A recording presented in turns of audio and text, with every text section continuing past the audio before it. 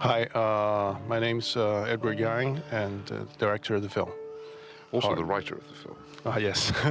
And my name is Tony Rayns. My only contribution to this film was to help a bit with the subtitles, but today we're talking about the film as we watch it, and I'm going to try and provoke Edward a little bit by asking him a few provocative questions. So the film begins with this family wedding scene, and it's slightly unusual in that the bride is heavily pregnant, in fact, not far off giving birth. This turns out to be the first of three major family gatherings for like ceremonial occasions in the course of the film, and it's like you use those to structure the film in some way. Basically, yes. And the film is really about, everyday life. Perhaps it's the simplest subject matter, but sometimes the simplest ones are quite complicated. It's been fun doing this project. It's really the first time you've made a film specifically about a family. Yes. I think. Yes. I mean, of course, there have been families in all of your films, but was there a particular reason to focus this time on the different generations of a family? From the very beginning, I started the story. I think it has a lot to do with being a writer or being a filmmaker, that every time you treat a subject, actually the subject is always about life, always about human responses in different difficult situations and so forth. So very soon you begin to know the most interesting part of the work is really about understanding people, understanding situations, and so you can make dramatic situations out of it. So after all these years, I suppose it was quite natural that I somehow got into the subject, and then I had the idea actually quite long ago. And then it basically just I wrote the story, kind of the structure of the story, and then I let it sit, and then just day after day it grew and it matured, and pretty soon it became a story like this. I think we get some sense that this wedding, this wedding reception is a little bit parodied. It's I don't know, maybe it's all those pink balloons and everything. But did you exaggerate it slightly for the film, or is this a pretty accurate representation of a Chinese wedding party? Yes, basically it's a very contemporary Taipei city. All the wedding parties has basically the same symbols or motifs and so forth. The red always represent happiness and good luck and everything in Chinese culture. And for instance, like this shot here, when NJ put the photo of the bride and groom upside down, was perhaps an implication of something different is happening. Right. We went past without us mentioning it, but there were two pieces of trouble at this wedding, which are in a sense hinting at storylines that are to come in the film. One is the girl Union creating some trouble, and the other is Grandma not feeling too well. Those are sort of premonitions, if you like, of things that are going to go wrong for this family. And union is always the factor in life that makes life not as what you wished it could.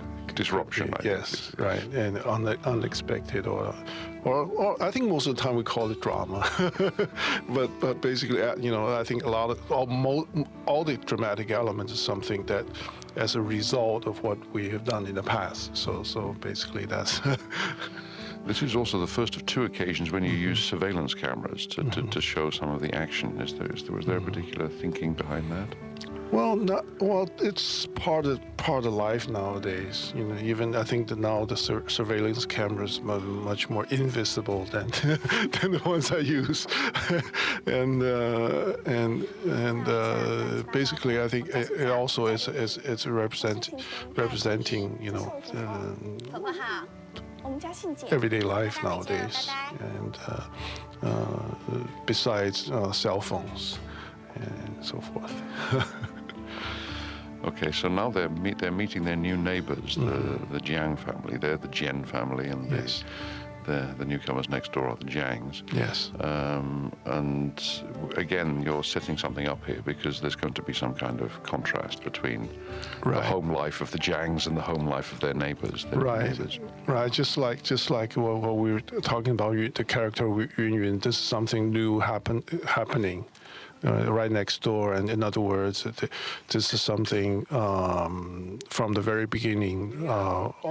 All of us going to witness what's going to happen to the life of the Jens, which has been living there for normally for quite a long time. And I guess the setting, I mean, you have a pan across the apartment there.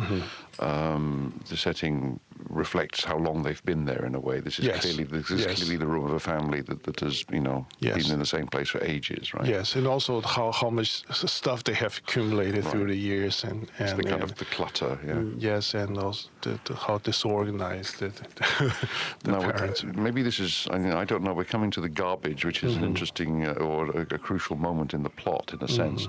But Ting Ting, the daughter, is taking out the garbage, but I think she takes out the black bag, but she forgets the white bag, which turns out to have interesting repercussions.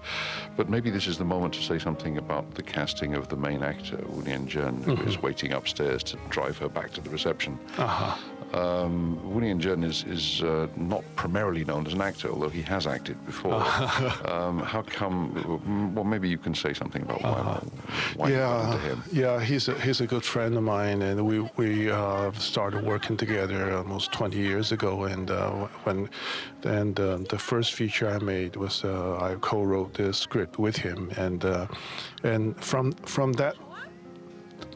that moment, actually, I knew that he was a good actor. He had a lot of talent in acting, even though he had never done acting before. So I had small parts here and there, and I would ask him to do, and he enjoyed doing that. And so pretty soon I realized that he deserved something major, something. Actually, when I started to write the script, this film, the first actor I thought of using was him.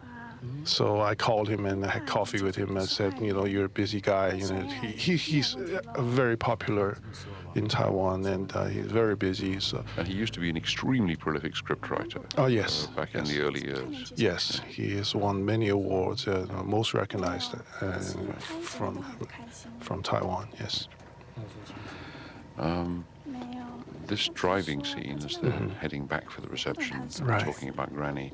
Right. Maybe this is the moment to say something about the image of Taipei in the film. The film is predominantly set in Taipei, Yes. although it goes to Tokyo a bit later. Yes. Is the film in some sense for you a response to the city of Taipei? Well, basically, I think Taipei is a modern city. I think has a lot of the characteristics of big cities in the world, and also I think it shows. I like to show this perhaps it's a phenomenon of because this film's made at the end of the last century, where we were looking forward to that 21st century, the arrival of it, and this basically is I like to very honestly portray one of the cities that I know best in the world. So maybe people in the future, when they look at this film, they know how life was like back then. Now, there's been some focus in this scene on the teasing of Yang Yang, the youngest member of the Jian family, the Jian family, excuse me. And right from the very beginning, we've had that. I think the very first sequence, he's being teased by girls in the photo taking. How come this small kid is getting so much flack from all these slightly bigger girls? Is this?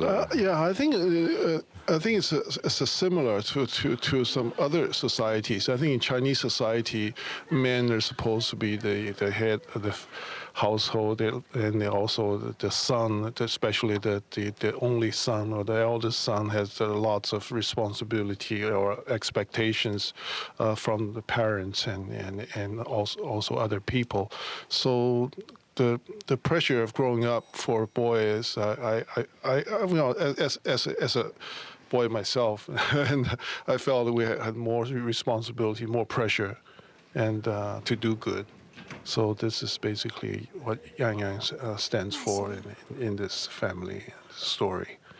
Right, we've come to another crucial turning point here in that NJ has encountered a woman whom he hasn't seen for many years. Right.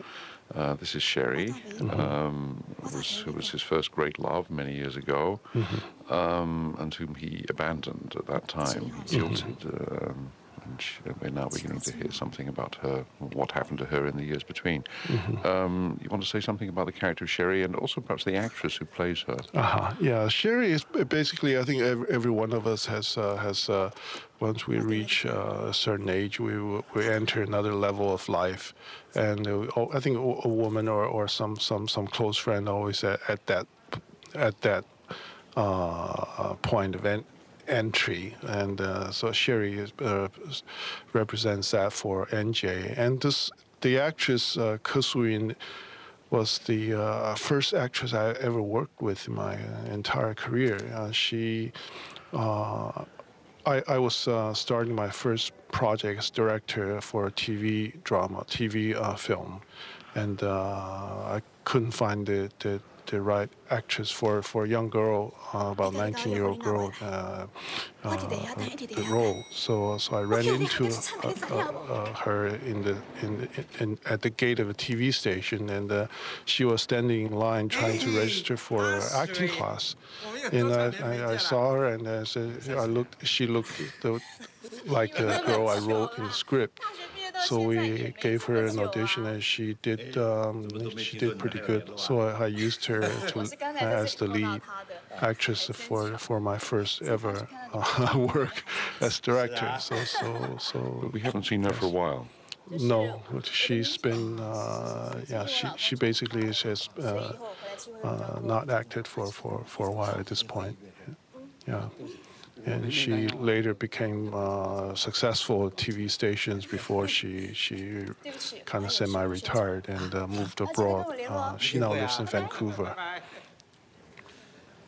So when I was doing casting for this film, because the local talents at this age, is not very many for the local industry. So I immediately thought her and called her up, and she was happy to come back to this line of work again. Can I ask you a technical question about I think it's very skillful the way that you've integrated the history of the characters into the ongoing flow of the action. I mean, the film is gradually becoming denser and more complex as you get to meet more people and learn more about them. And I think the way that you've introduced the history of NJ and Sherry particularly is very skillful in this way. This is a scripting trick, I guess. It's one of those things you learn over years of how to construct a script, how to tell the audience what they need to know and when they need to know it. Yes, I think it's maybe that's called presentation. Maybe the steps that you first when you should provide your readers the kind of information they need at a certain point. I think all of these you have to take them into account when you preparing this. Especially as the story develops, and I think that's basic dramatics. 喝完了之后，两个人这么大一起带回家。果汁啊，你都有果汁哦。当然是喝蛋啊，还有蛋，礼貌。别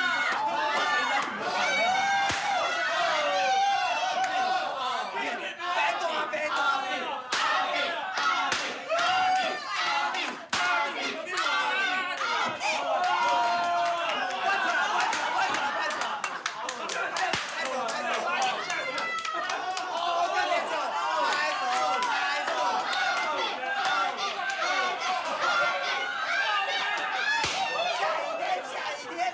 下雨天啊，好多雨哦。Now it's the whole family in the car.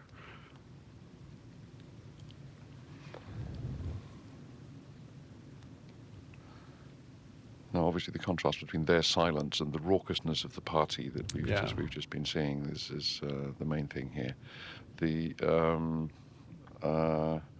You get a pretty clear sense of how onerous it is to go through these big ceremonial occasions from this sequence.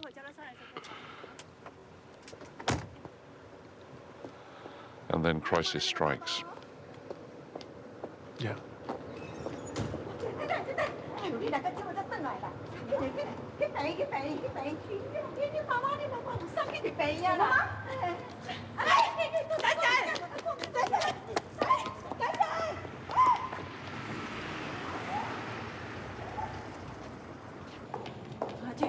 医生说现在可以进去了，那我先进去，你在这边等下电了，要不然他上来找不到。 Right, hospital. Granny is going to spend the rest of the film basically in a coma. Right. And I think you use that both as a kind of symbolic thing and as a dramatic device. But yes. Do you want to say something about Yes, how you came to that? I had the experience of a friend's father was in that situation, and that really struck me very, because it's a situation in between life and death. You can't really say he's dead or he's still alive. It's a very awkward situation for everyone related to him. So I figured, wow, that was really that's a very dramatic situation, the most dramatic situation that I could find for a subject like this. So that was actually the very beginning of the thoughts of developing a story about a family, and then it can expand to every individual's lives. So that's it. What was at the very beginning. And it's truthful that the doctors do recommend people to speak to people who are in coma in the hope of helping to bring them out of it. Yes. Is there any evidence that people can hear when they're in a coma? Actually, I think is there do brain scans, for example, show brain activity? I think that they're in real life. Some of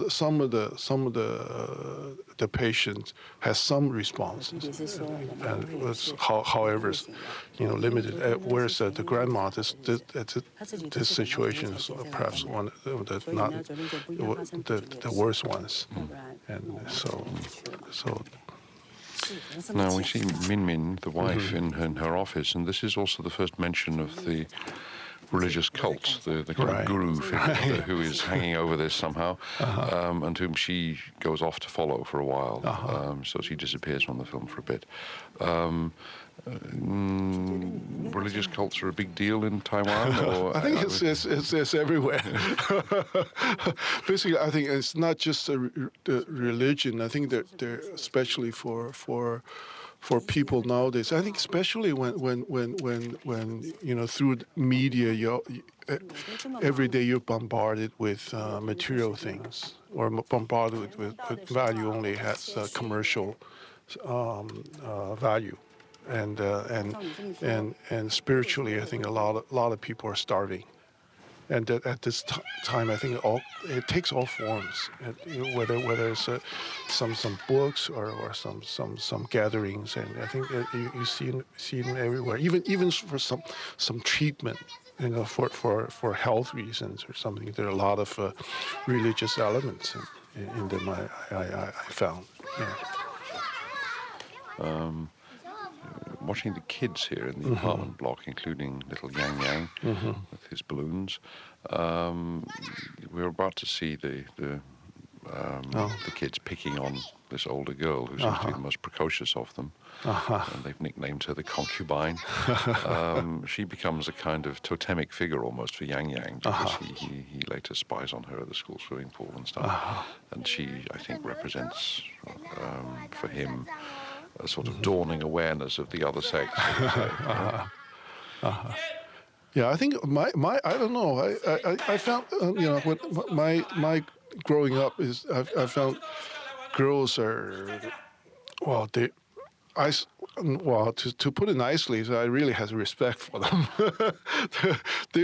I think in the Chinese society, women really, to me, I think women in Chinese society, they're more dominant than a lot of people think, and actually they run a lot of things, and especially when we were kids, because physically they were bigger, and we were the males were. The boys were smaller, and they, I think they mature much sooner than the same boys of the same age. So that's the first impression I have about the girls, and so we had a tough time growing up. That's why I found it was fun, and Yang Yang says it's a I think a lot of men recognize this in Well, this. Yang Yang is having another rough time in the school classroom now, Yes. where the teacher is sort of picking on him. But that turns out to be because the teacher has something going with the older girl himself, or at least a friendship. You want to say something perhaps at this point about the casting of Yang Yang? He's a remarkable child actor. Yeah, actually, the first draft I wrote about the script that Yang Yang is supposed to be a 10-year-old. So I look at young kids who play the part. I looked at most 10-year-olds. And I had this workshop going for them to get used to acting. And then my casting director said I recommended Yang Yang, and his only problem was that he was only 7 at the time. And I said it's a little young for the character because he has to run into all these problems that some of them that the young actor has to understand. But the casting director said I just have to take a look at him. So I looked at him and I realized that he was really smart. So I took a chance and cast him and realized he was really, really smart because after a few days' work, he was telling people where the camera should be and where the lighting should be. Right, now this section of the film is all about friends and neighbors, I think. Yeah. We see more about the Jens and their neighbors, the Jiangs. Yes. We see NJ with his business partners for the first time. Yes. We see Adi, the brother-in-law, getting back together with Yun, the girl who caused the trouble at the reception at the beginning. Yes. And we see the sort of developing friendship between the two daughters of the neighbors, between Ting Ting from the Jen family and this girl, Lily, from the Jiang family. So I think this is a section of the film, it seems to me, where you're moving everything forward by exploring the characters and their immediate social and familial situation. Is that a fair way of saying? Yes. Yes. This is the sort of development phase of the film it's moving into now. Yes. Whereas previously it was telling all these characters the existence of these characters, and now things move on as with their daily lives. Yes. We also see more of the city, I think, in this chapter. Yes. We begin to see the topography, and we've already had some glimpses right at the beginning of where this apartment is in relationship to that flyover and the expressway that Right. kind of passes beneath the windows, beneath the Right. balcony Right. from nearby. But I think we see a bit more of it in this chapter as well. So you're beginning to kind of, as it were, open up the film. You begin to Yes. sense more of the environment, more Yes. of the... More about their lives Yeah. and what they involve. Now, the businessmen that NJ is in partnership with have a failing company, a failing .com. It's, you know, it's not a .com, but it's a software company that hasn't done too well, and they're looking for a solution to this problem. This obviously is very topical. I mean, Yes. everybody knows that this Yes. draws on headlines of the business pages. Yes, I think Taiwan is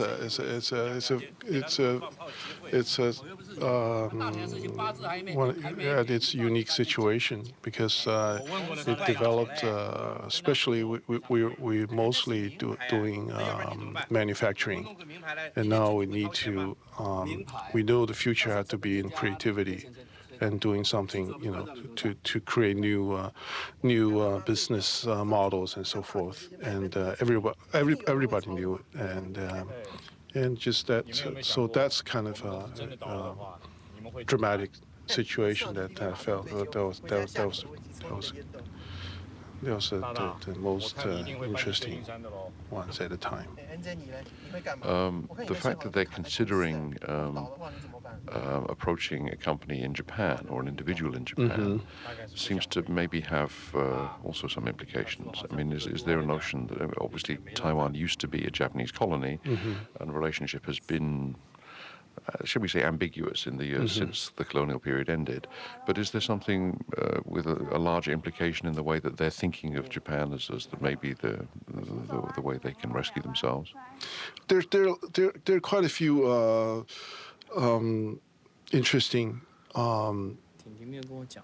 characters in Japanese history, that the recent history, that one I think is Mr. Sony that really created the electronic industry. Japan also East Asia, as a matter of fact, and also I think is that the manga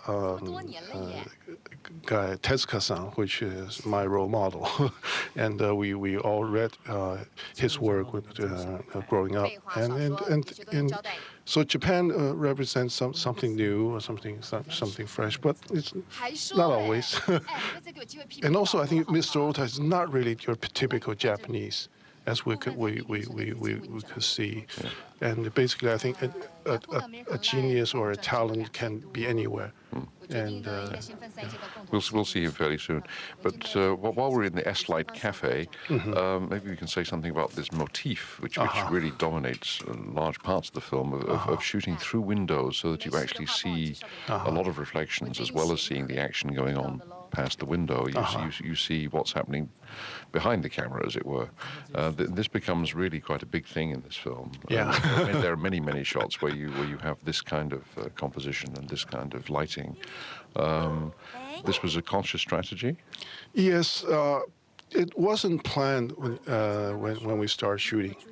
But basically, I think for photography nowadays, shooting in a urban environment, there are actually much more glass materials around than, say, just 10 years ago. So a lot of times we just have to put up with that. Sometimes in the past we try to avoid that, and especially when you have to move the camera around, and a lot of times it just the glass, the reflections simply limit your movements. But since this film, the camera angle is much more stable, much more calm. And then I realized I can play with the reflections a lot, especially the reflections or added dimensions to the visual effects, to the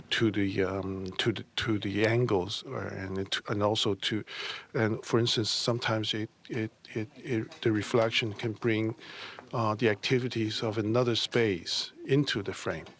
So after a while, I just worked in reflections into the shots. This is not planned for when I wrote the script. Now we're seeing Grandma has moved home from the hospital and Right. basically to die. I think everybody Right. sort of understands that, whether they say it or not. Right. So and the doctor has introduced this idea that each member of the family should talk to her as if she could hear them, and to encourage her to recover. But Ting Ting is the one that this has the most impact on, because Ting Ting feels this terrible guilt that somehow she may be responsible for Grandma's plight because Right. she forgot to take the garbage out. Right. And Grandma did it, and it was while she was down there by the dustbins that she Right. had her stroke. So it's particularly tough for Ting Ting. Right. Right.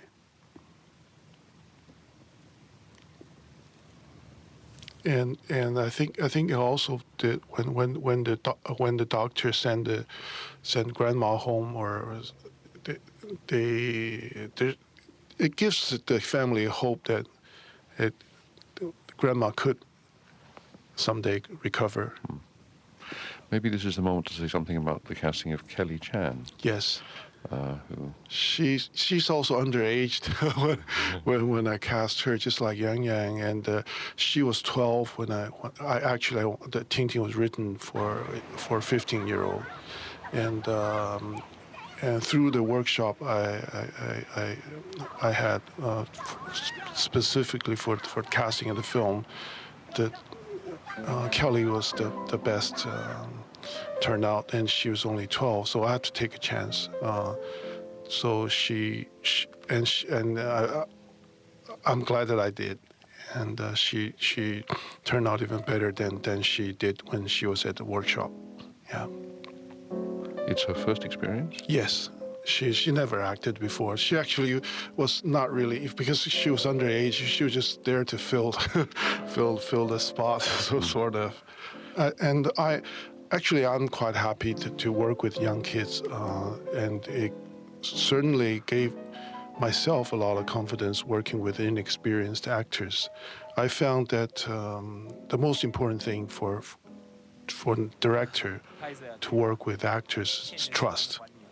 Once the inexperienced actors have the total trust in the director, I think it definitely is a good start. Any special reason why she plays Summertime, Gershwin? Because she actually was Kylie's piano student.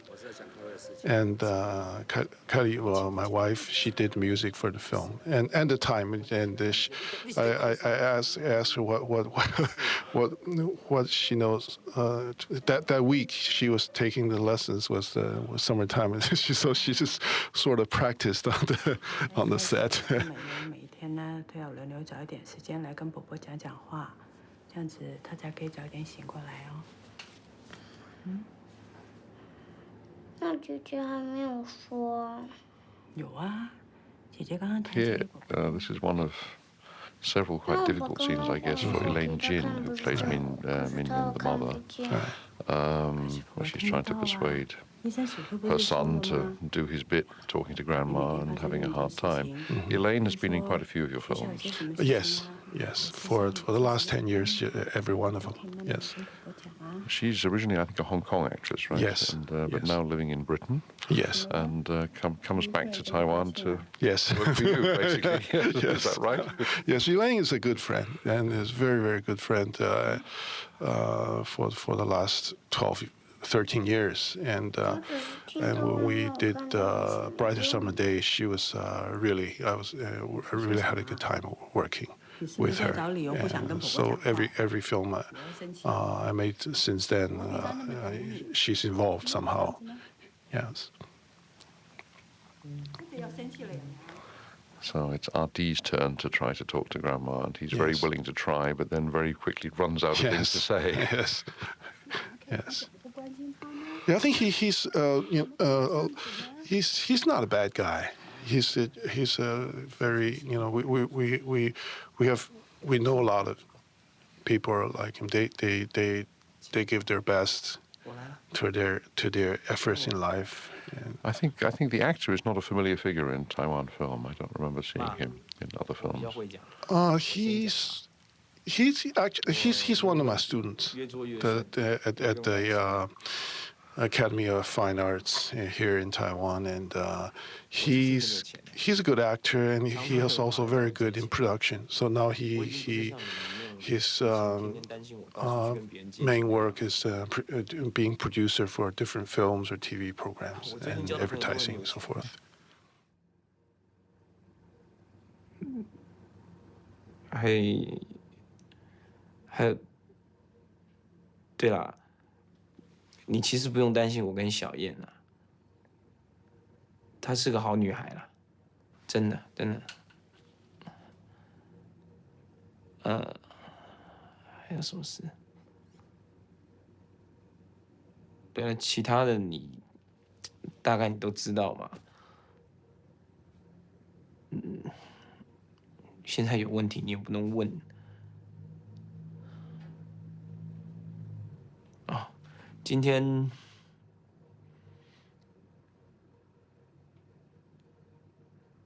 先到这里吧。你累了先休息啊。我准备，我明天再。好，那今天就先讲到这里。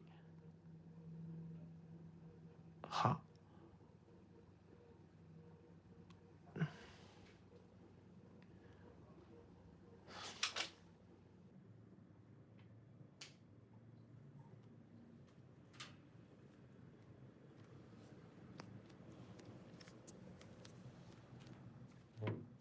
Do you think that Ting Ting is right to feel guilty?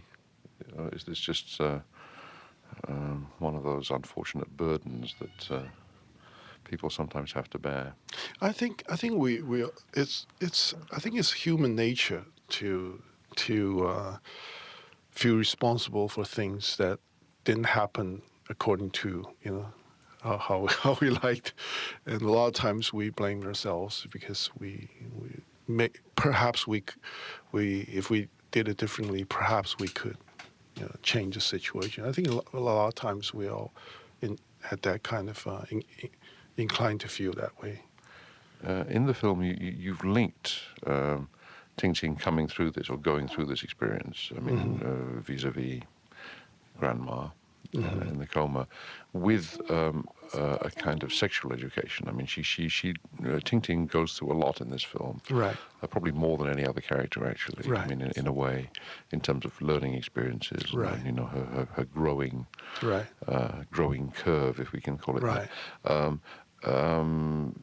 And she obviously ends up in a very different place from the one she starts in. Right.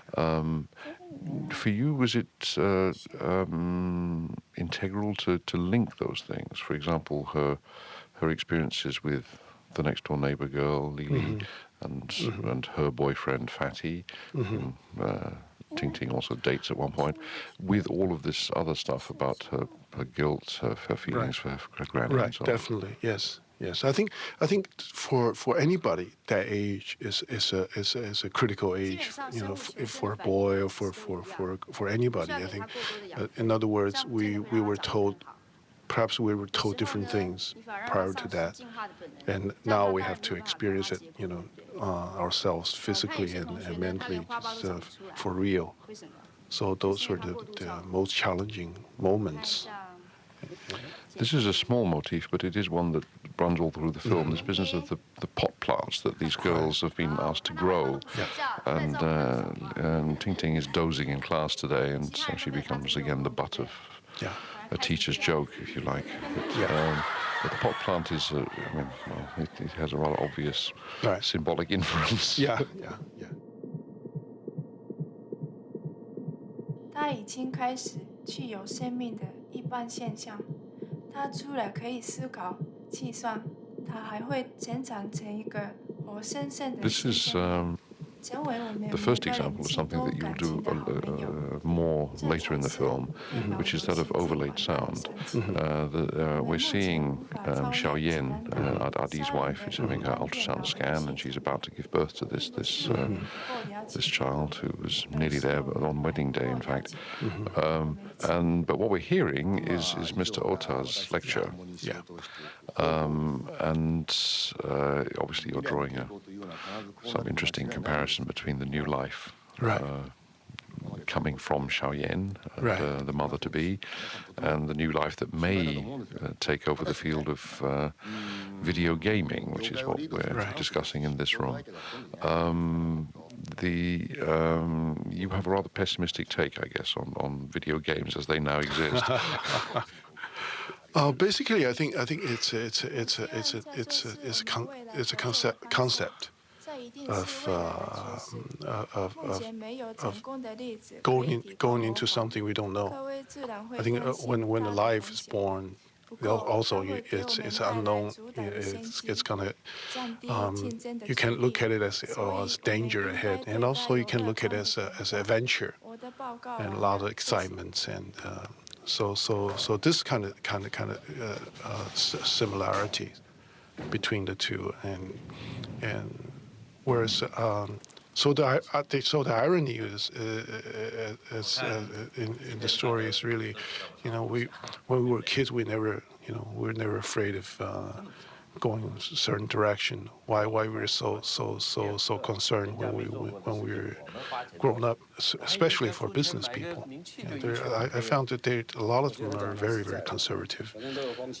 They wouldn't dare to take any risk for anything. What's coming up now, I think, is one of the problems we had in subtitling the film, in that Ota, we've just seen in action speaking. Yes.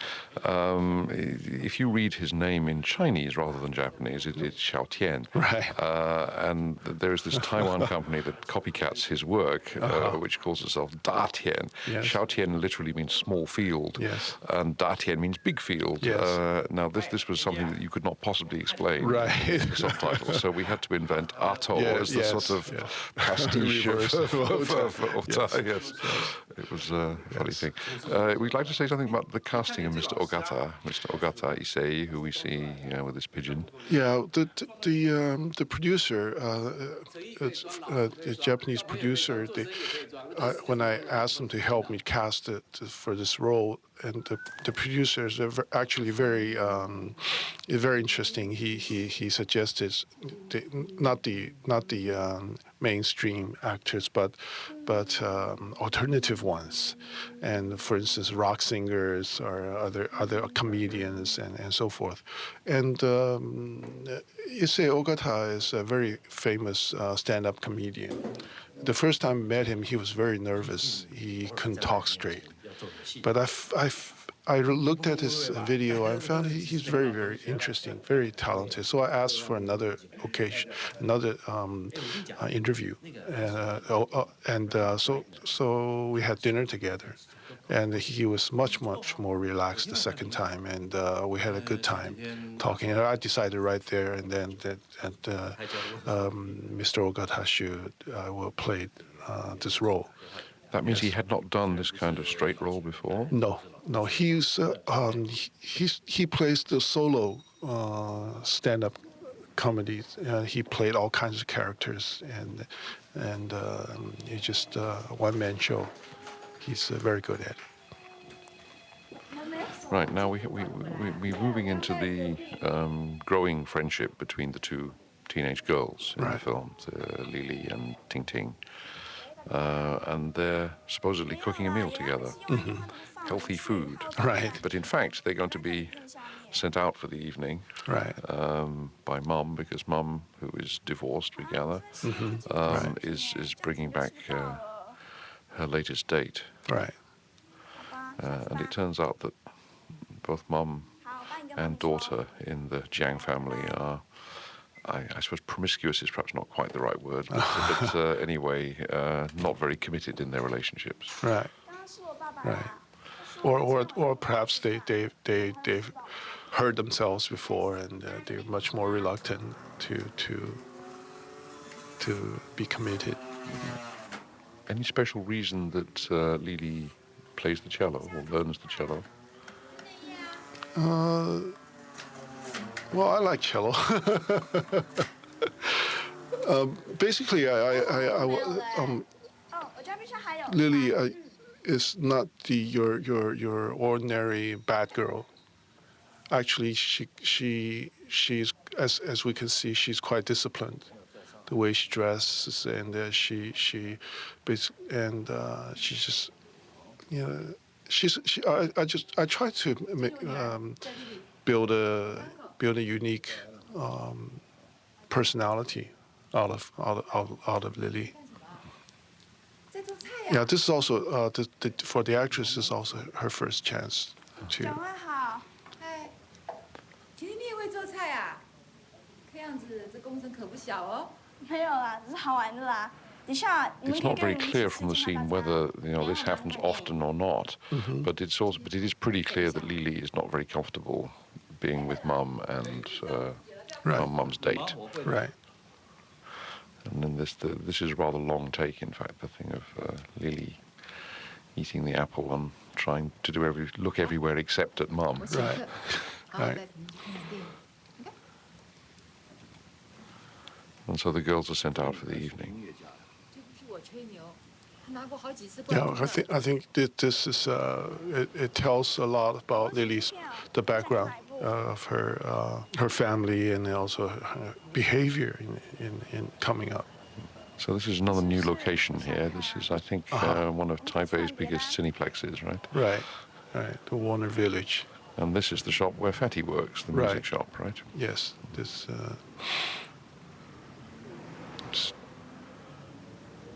Music store.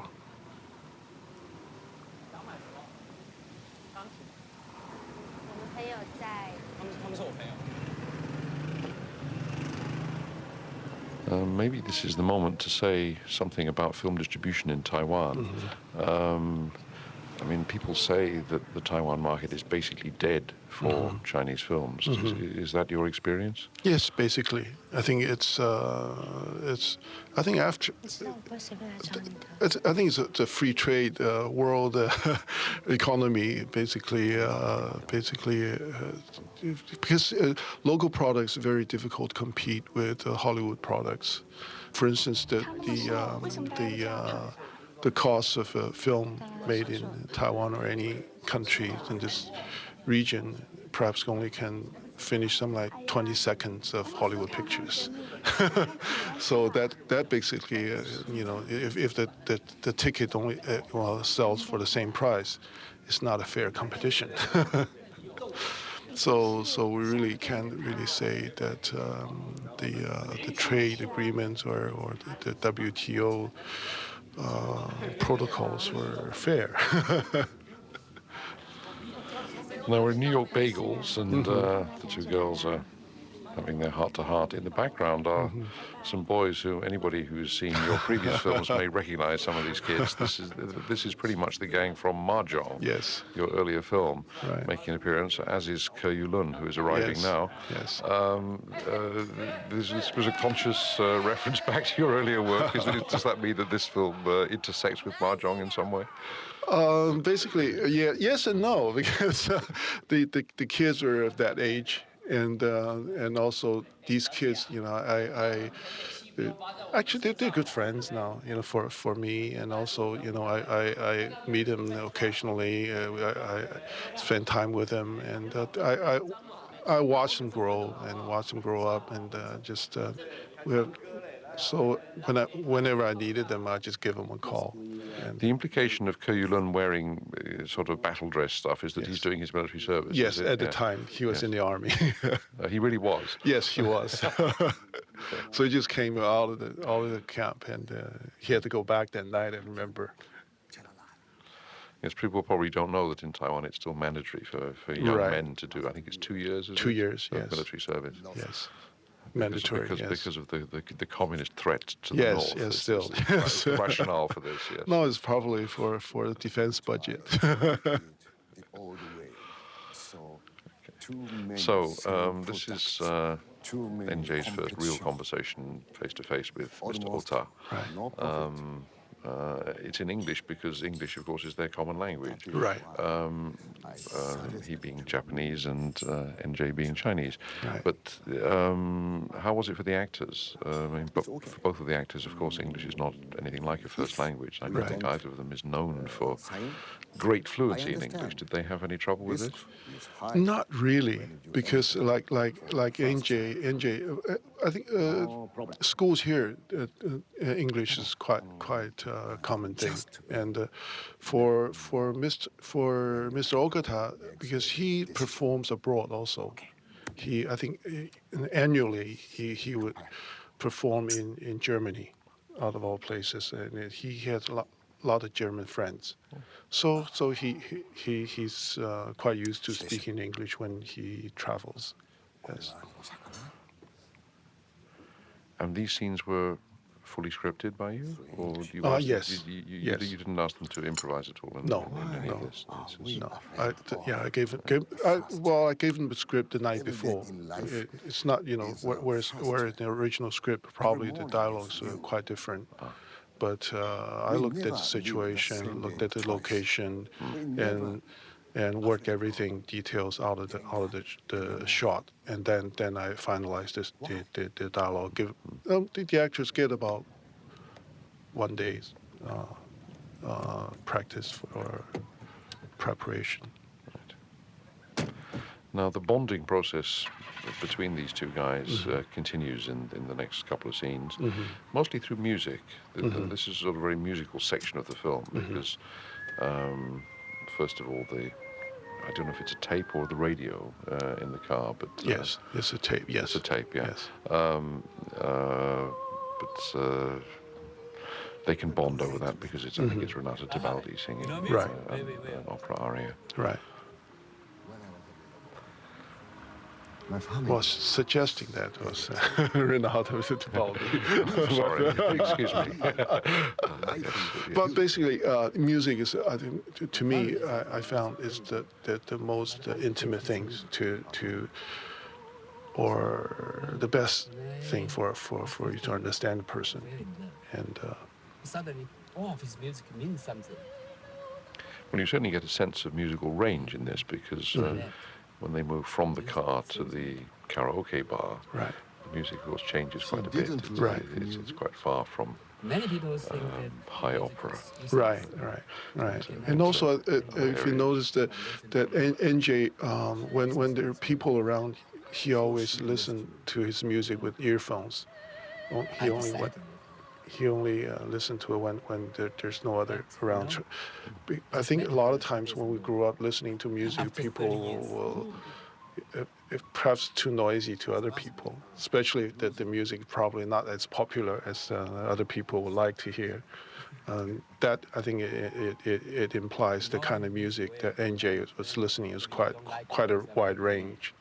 So he'd rather keep it to himself.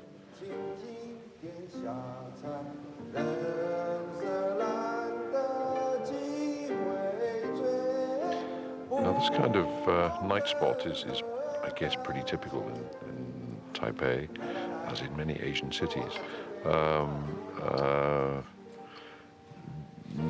For you, this was just naturalistic. I mean, it's just if you were entertaining a foreign visitor for the night in Taipei, you would go to a place like this, right? Yeah, I think that that's that's an interesting subject because, for instance, Asian, especially Japanese or East Asian countries like Hong Kong or Taiwan, we perhaps to the Western world we're more reserved, more polite and more behaved and so forth, and it turned out that for entertainment and the Asians really enjoy the moment of expressing themselves in front of everybody with a microphone. So this is the karaoke thing is really I think it's quite.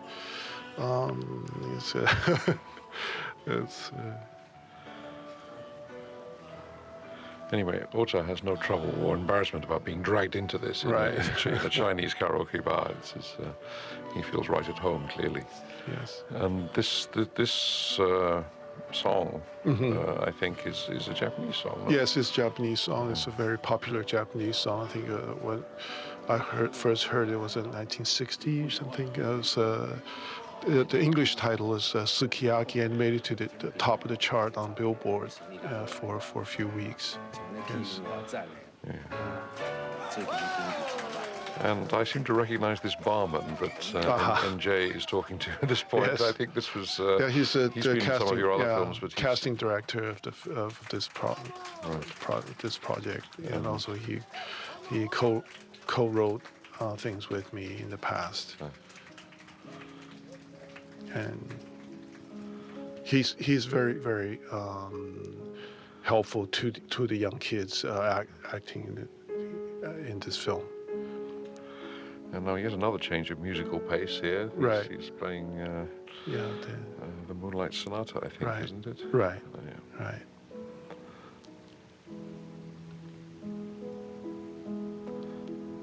Does Mr. Ogata actually play piano? Not really. This is played by Kylie, my wife. She does the music for the film. But Mr. Okata understands music a lot. We can see by the way he acts. Now, you hold this reaction shot on NJ for quite a long time as Mr. Ota is playing piano. You say something about the decision to do that. I mean, obviously, it's a great trust in the actor. You feel the actor can express something through this not only his performance, but also the duration of the shot. Is that something you know about beforehand, or is it something that you discover only during the shooting? Basically, I set up the camera for the shot. I just want to see if there anything coming out of him, and if there is, I'll keep the camera running, and keep the scissors away. And apparently, the process inside him is quite interesting. And especially, that's another reason I cast Mr. Wu for the role, and because he internalized things a lot. Especially, even though he was writing some very popular story in the old days, whenever we spoke, we touched interesting subjects. So this is another plus that I cast him. 真替你欢喜。一般听同学讲，你生活辛苦的时候，我就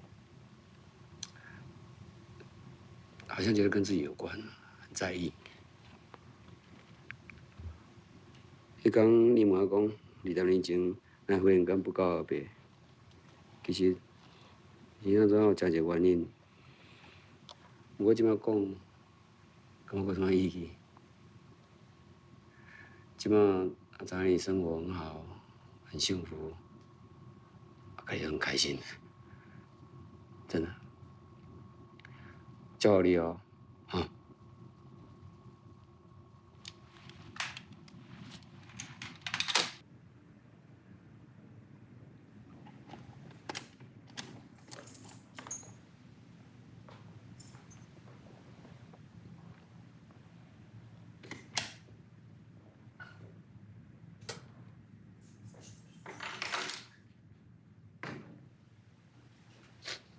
Now this is this basically marks Min Min's exit from the film for quite a while, because she has kind of a breakdown in this scene. And this, I think, is another very long take. Yes. Another virtuoso piece of acting, I think, from Elaine in this case. Yes. When we shot this scene, Elaine had to get ready psychologically and mentally for the shot, this shot here, and I didn't know how long it's going to take for we to finish, and as soon as the camera rolls and she was right into that in the right into the scene and right into the mood, and just she just gave a remarkable performance. And after this shot, I said, "That's it. It's we're done. This is so it's only one take, and that's the kind of things I feel very grateful, to the I think we spend a lot of time working together, and so we reach this it's almost ideal situation that and the the actor is always ready for the occasion, and it happens a lot in this film. This one is one thing. There's another shot of NJ. Also, just only one take, and also of Ting Ting, and all the actors and actresses are experienced in this, and I felt very, very happy, and I felt very, very lucky that I've spent time with them through the years, and so when it's needed, and it's there.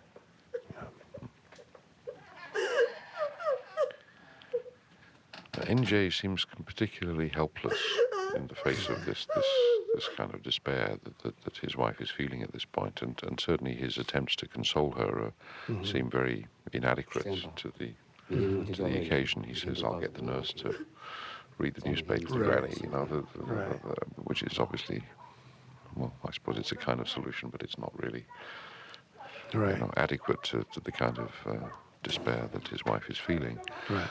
Yes. And the fact that you leave him for most of the rest of the film without his wife, in a way intensifies the professional and other difficulties that he's going through. Yes. In other words, when things are tough and it's getting tougher and it's not helping. However, even in the darkest moments, new things start to come, and in this particular case, I think it's Yang Yang who starts a new line of inquiry with Dad. New thoughts strike the young mind, and he becomes interested in new things. And the neighbor, of course. Now, Yang Yang's questions and curious ideas, inventive ideas, I think represent more than just a kid, a kid's inquiring mind in the film. Does this have personal resonances for you? I mean, I think a number of people have said, why is he called Yang Yang? Is it because he somehow is the young Edward Yang or something? I think that's probably not right, but... Yang Yang is the actor's, this young actor's own name. And I used it because I just didn't want him to I just want to feel more at home, as at home as possible. So he's called the same name as he is in real life. But I think we always had, about the questions, I think we all had the similar questions when we were kids, and I think at the time we didn't know how to ask. Simply, Yang Yang had found his way to pose questions to his father, and somehow I think we all had those questions. 这个礼拜天我们去哪里玩？让他开心一下，你来决定，好不好？嗯。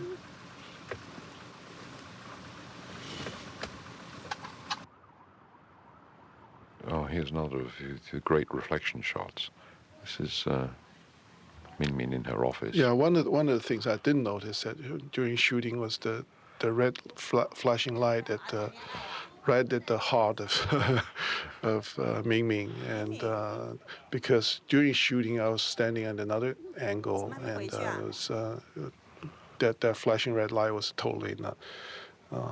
Then after we saw the rushes, and gee, what a coincidence that the light was just flashing right at the, almost you can hear their heartbeat of. So that was one lucky thing. Right. And the reflection is actually very, very interesting to play with. Just like that when the other guys turn the lights on, the way that in other words, in another perspective of reality, it just took shape right in front of our eyes.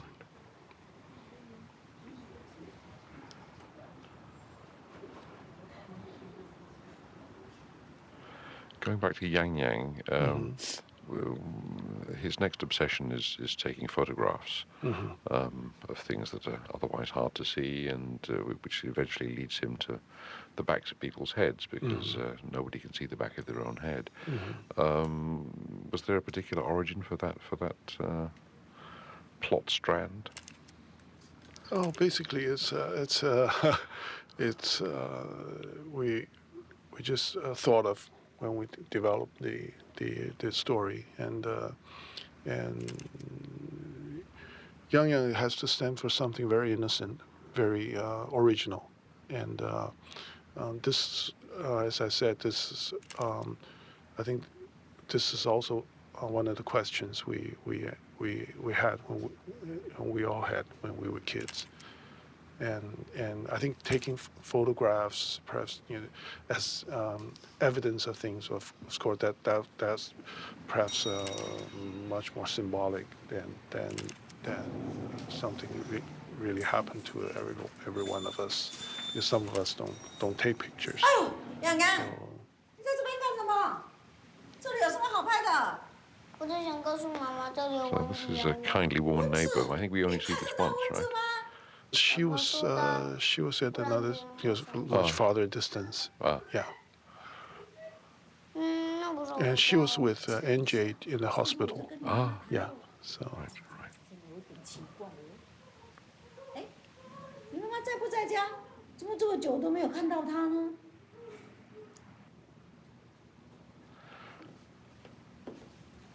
No, this is Ting, Yes. I think, experiencing the growing problems next door, actually, or she's becoming aware that things are really quite fraught next door, because you can hear through the wall, or it's loud enough to Right. make a problem. Right.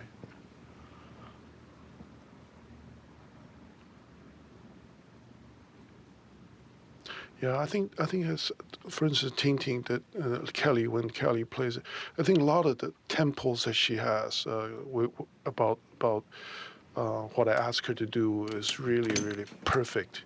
I think this is what that's why I said many times that I feel very grateful that I spent time with them, and the young actors, they really had trust in me, so they really were into the mood that they needed to be in. NJ 董事长和2个副总都正在听田大公司的简报，他们说希望你来了以后也可以过去一下。田大，大田吧？那我怎么不知道？不是啦，这是我们台湾那个照抄他的那个啊，叫什么小田的公司。Right, so NJ is having once again his position pulled out from underneath his feet by his partners, who he should be able to trust. And every time they ask him to do something, they themselves do something different. I mean, obviously, underpinning this is a somewhat satirical picture of business practice as we find it going on around us these days. Again, there's nothing specifically Taiwanese about this, I guess. Right. This is quite universal. Right. NJ 美国长途电话。 Yeah, fear of taking risk, and fear of being responsible, which is basically just human nature. So I found it quite ironic. Business people, they all brag or feel proud of what they had done, but a lot of times those were hindsights, or because when they face something risky, the first thing they do is they will shy away, most of them. Min Min is now going off to her mountain retreat with the guru. And the sense here is that NJ didn't know that this was going to happen. Right. He's rather taken by surprise by this. But he copes with it with great sang-froid, I think. You could say that he doesn't seem too fazed by it. Presumably because of his encounter with Min Min last night. Yes, and also I think basically this is a very civilized family, and they in other words I think this is the very middle of the middle class of I think it's just about every urban societies that.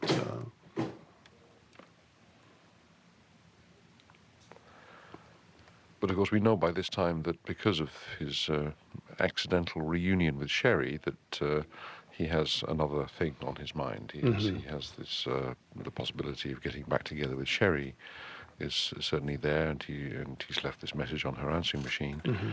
And I guess these things are, in a sense, coming to a head now in his turn to speak to Grandma. I mean, I think each of them in turn we see at least once trying to speak to Grandma, except of course Yang Yang, who refuses.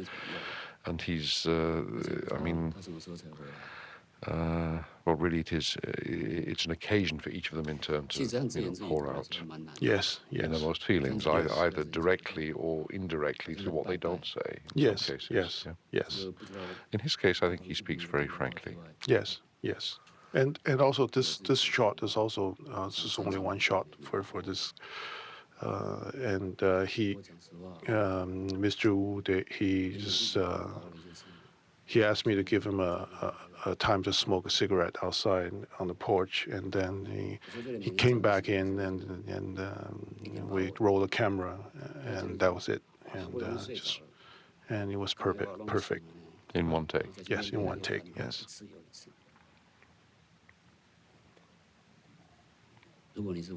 I think a lot of it is if he understands fully of all the details of the dialogue or the monologue, and so he let it all soaked in, and just everything, the tone, the tempo, and everything was just perfect.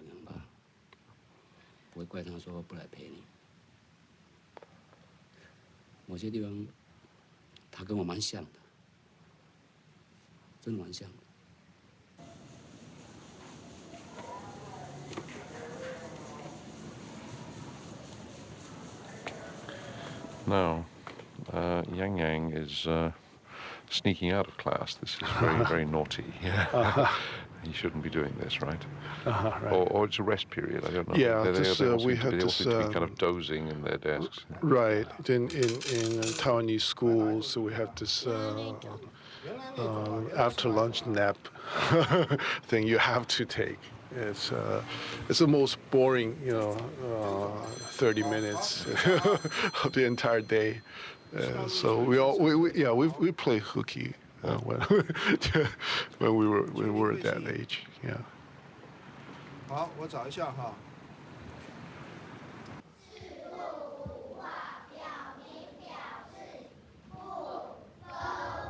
Right, so he's becoming quite a skilled cameraman already. And we're back to surveillance cameras for his return to school. Again, there's no particular sinister implication here, is there? The sinister in the surveillance cameras. No.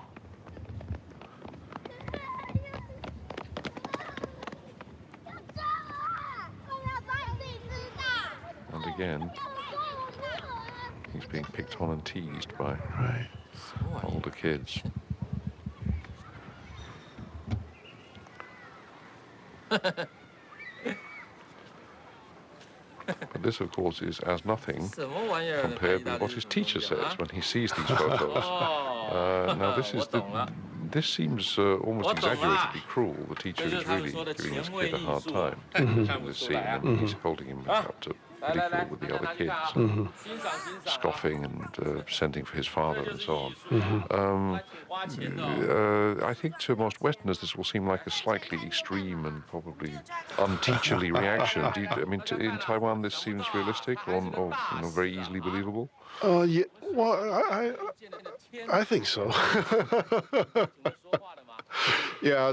I think the teachers. I think I think it's a very Chinese the teacher has to be very authoritative, because authority is always a focus of our culture. And so yeah, they gave that to us at a very early age. We have to, in other words, we have to behave. In other words, the behaving is really much like conforming. You have to act just like the other kids. Otherwise, you're the odd person out. and that's highly undesirable. Right. Right. So this is basically that kind of situation. So this is Ting Ting finding herself in the slightly invidious position of becoming the go-between for her neighbor and this sort of semi-estranged boyfriend. Very troublesome. Yeah, so also the boy is the first time acting. And now we discover why he's feeling semi-estranged, because, because Yes. Lily has a new beau. Yes. And I think that this is, in fact, Ting Ting's first real understanding that Lily does have other boyfriends, Right. or feels herself very open to other boyfriends. Right. So there's a clear sense that Ting Ting is feeling out of her emotional depth here. Right. Yeah, Ting Ting, I think, is more surprised than all the others.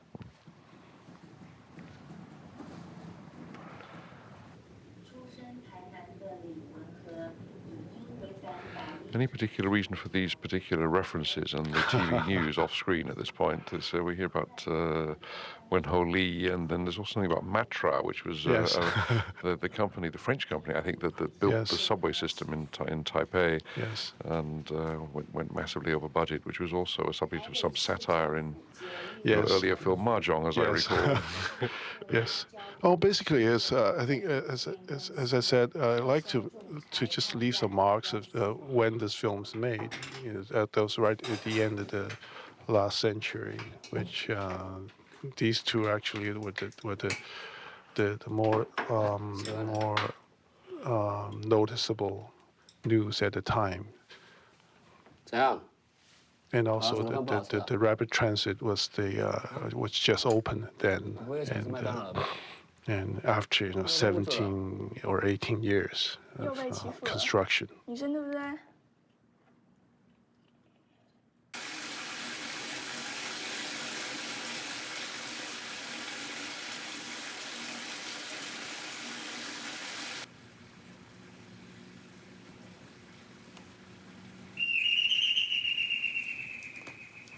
This doorbell that we've just heard, is yes, I think not yes. for the first time. It's a very unusual doorbell.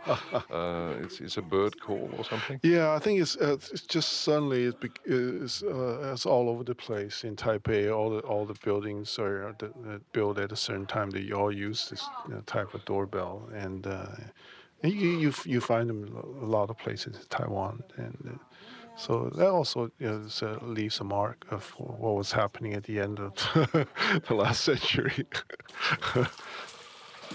No. And also, of course, also this balloon, the double layered balloon for wedding banquets.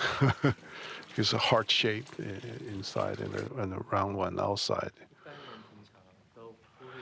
Now, we don't really see this guru. He's largely off-screen character, but again, there's some sense that you're satirizing him. I mean, the readiness with which he settles for a check at the end of this scene, anyway, suggests that that money talks quite loudly in this particular religion. I think some of the they do need the donations.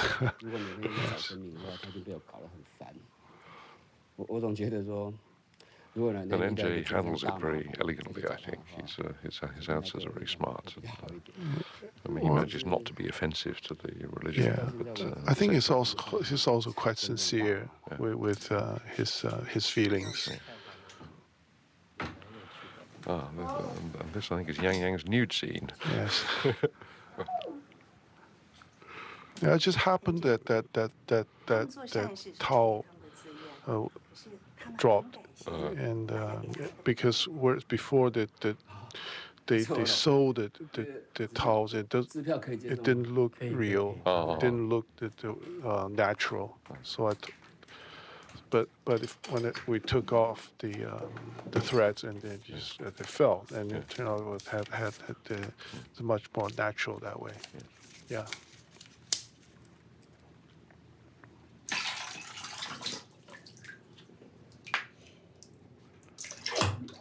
Now,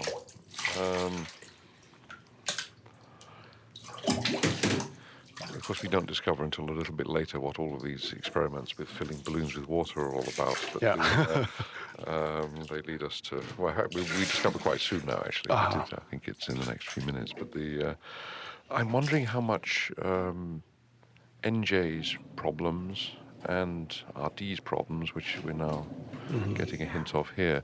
I think RD was arriving hoping to get some money. Yes. Borrow some money from the household, but he's scared off by the presence of visitors and runs away. In fact, goes back to Union. Yes. Which is another series of accidents that leads us to another strand of plotting.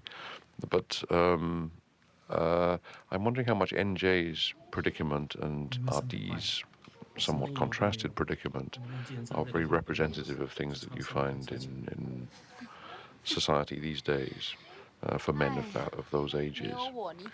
Well, I think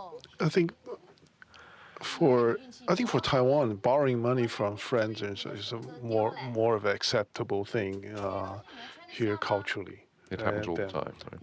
Yes, and in other words, financial responsibility is looked at a little different from other cultures, perhaps. For instance, Americans are very, even for a dinner, you split it. It's a very common and fair thing to do. And whereas here, someone has to feel that he should be responsible for the check. So this is the slight cultural difference here. And what we hear in this conversation with Union, I mean, we discover, I think we knew already from the coffee shop scene earlier that they are still somehow in some kind of business partnership or investment partnership at least. So they retain some kind of contact with each other despite his marriage to the other girl. Right. But what we find out in this conversation on the bed is that these investments have gone rather awry. And in particular, this guy Piggy, who has, we don't see, but who has benefited rather largely from RD's investments, seems to have fled to China. Right. Now, here again, I think you have some factual precedents for this. I mean, I remember reading in Taiwan newspapers about people who are fugitives and who do indeed usually run off to mainland China. Right. It's quite. Yeah, at the time this was clearly inspired by fact. Yeah, the economy was turning downward at the time. That cop who let them in had a slightly familiar look to him too. Yes, that's Chen Yiwen, young director, Taiwan, very good film director, and we've been friends for quite a while, and he worked on my projects in the past, and. 那这样我还剩多少钱呐？ Right, so there's this empty apartment, or assumed to be an empty apartment, cleaned out.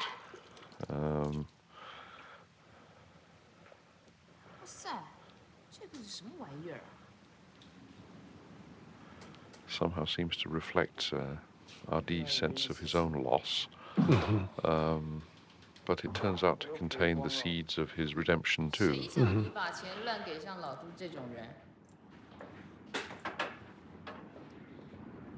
哎，过来，给你留个教训，以后别乱相信人。妈的，人家挑剩的，我干你娘有屁用啊！ We go back to the water bomb. We now discover why. Yes. Wang Yang was busy experimenting with filling balloons. Yes. With this, the target is the so-called concubine, right? Yes. But Actually, this is also a process of creativity. 新衣服很可爱哦。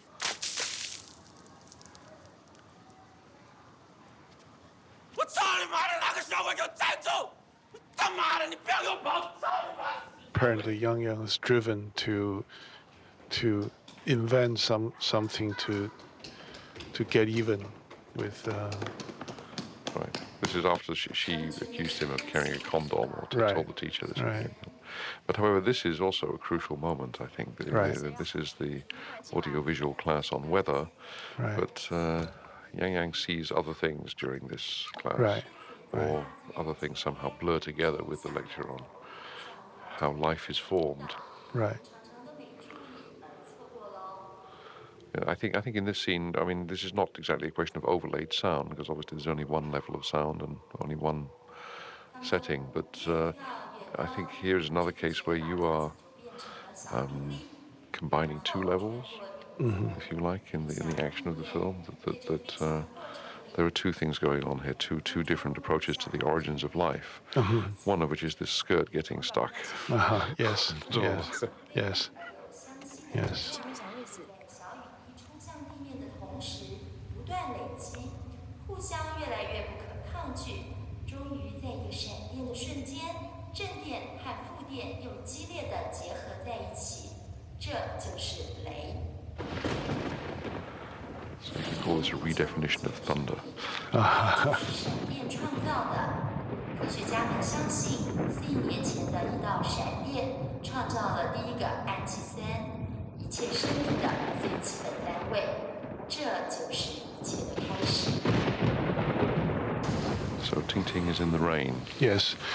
Yeah, this is the real rain. Yes. Yeah. It was an accident, or you waited? I waited because it was the summer was a kind of dry summer, and it rained, a very low rain. And one day we waited, and then we knew it was going to rain, so we waited, and it turned out to be real heavy, pouring rain. And you scripted it to be raining today because this is the sort of the most emotionally turbulent day in the life of Ting Ting, and this is when things really come to a head. Right, and also after the scene where it's a storm, rain and storm in the Yang Yang's classroom, audiovisual class. Right. So the film has lots of these little kind of submerged continuities. There are sort of links. Yes. I mean, maybe this is the moment to say something. I was going to bring this up earlier, but there wasn't really the moment. About the way the film suggests how things are interconnected. That you have completely disparate things, like, I mean, for example, Ting Ting putting out the garbage, doing some domestic chore like this, and becoming aware of the couple furtively meeting downstairs. She sees them from the balcony and looks down. Yes. And that links two completely separate strands of the story, right, which have no material connection, but it does suggest how things can be interconnected. Yes. Yes. And the whole film seems to me to operate a lot like that. Yes. The film is very successful in suggesting ways that disparate strands of our lives or other people's lives interconnect in unexpected ways and become very materially combined somehow. Yes. Yes.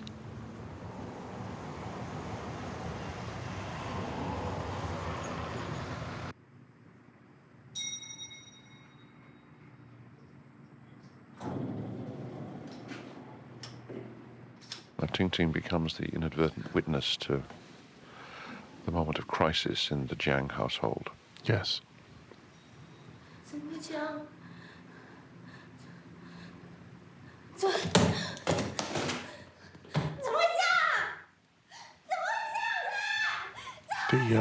？The cello case is one interesting thing. When I was shooting the earlier shot, then the cello case almost fell, and then it's not. Just occurs to me that would be great thing if I just let it fall, and it turned out to be a very good place to cut and splice the shots. But there is something also very poignant somehow about a musical instrument falling over. Oh, And yes. also you know how Yes. fragile it is and how easily damaged it can be. Yes.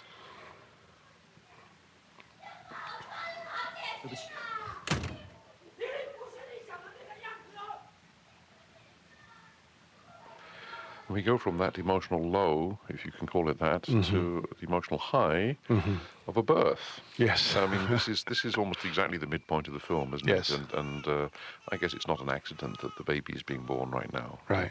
This is the child of Adi, the brother-in-law, and his wife Xiaoyan. Yes. And he, of course, is videoing the occasion, being a good Yes. father. That's what Daddy does these days, Yes, right? yes. Yeah. At the time, I didn't have any kids, but now I do, and I really I felt I did the right thing. So you went through all of this yourself? Oh yes, Subsequently? absolutely. It's one of the pleasures that to do is to record the way life is progressing in time. 来，对，这边呢，眼睛，So now he's playing the tape to his wife. Yes. In her room, so that she can see it. And there's a clear sense that all the turbulence that they've been through, she's thrown him out, and they've obviously had their major ups and downs. Right. They indeed have more coming. But there's a clear sense that the birth of the child has somehow healed or anyway made things much better for them. Yes. And this shot clearly in some way echoes Grandma in bed and, Yes. and the people beside her. I mean, Yes. it's one of the other internal correspondences in the film. Yes. Right? Yes. 真的很像哎，不过比你帅哦。 So, and I don't think that this kind of occasion is not really part of a Western tradition. I think in quite the same way. Anyway, this is what you would call a baby shower. Right. This is for the Chinese. The first month, when the baby is first 1 month old, and the occasion is for that, and for the family, friends to get together, just like in a wedding. It's also the occasion where the baby gets a name or its first name or something. Well, the baby's supposed to have a name before before their birth.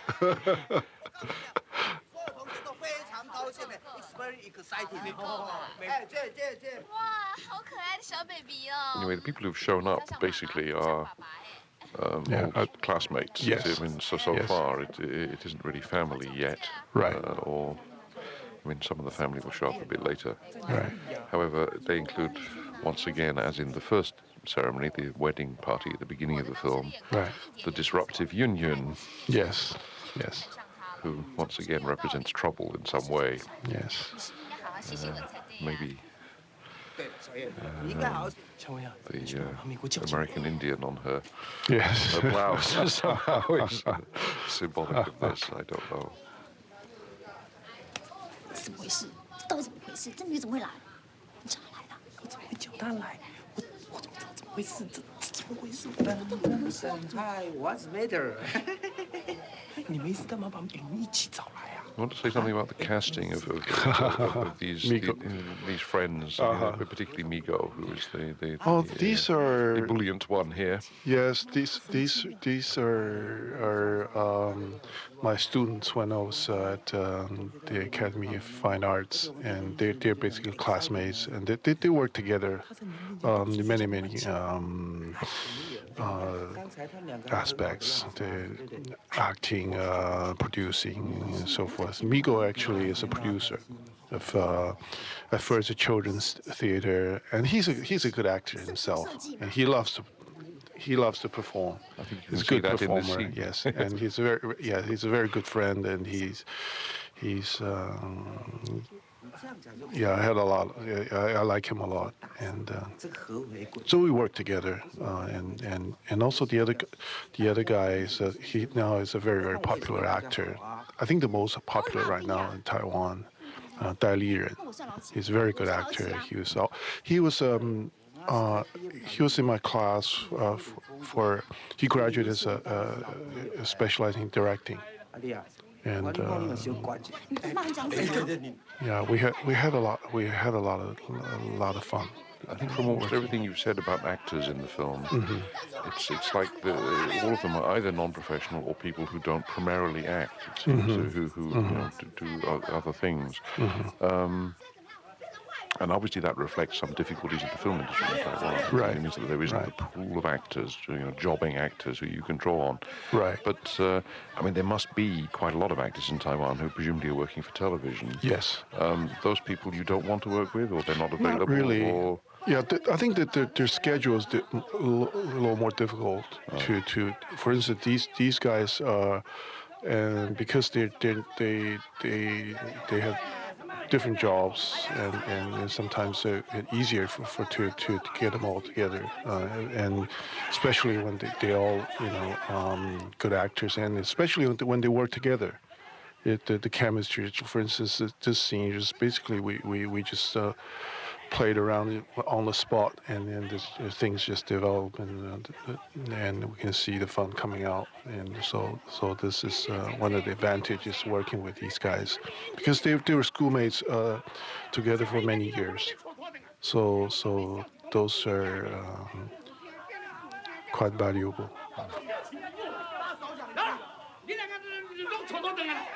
So in a scene like that, I mean, obviously, there's a limit to how much you can pre-plan in the scripting stage, but in the script it just says, there is an argument, things get a bit rough. Right, and you work it out on the set. Basically, you had some ideas, but everything will come to that point to finalize. And I think it's also the best way to do it.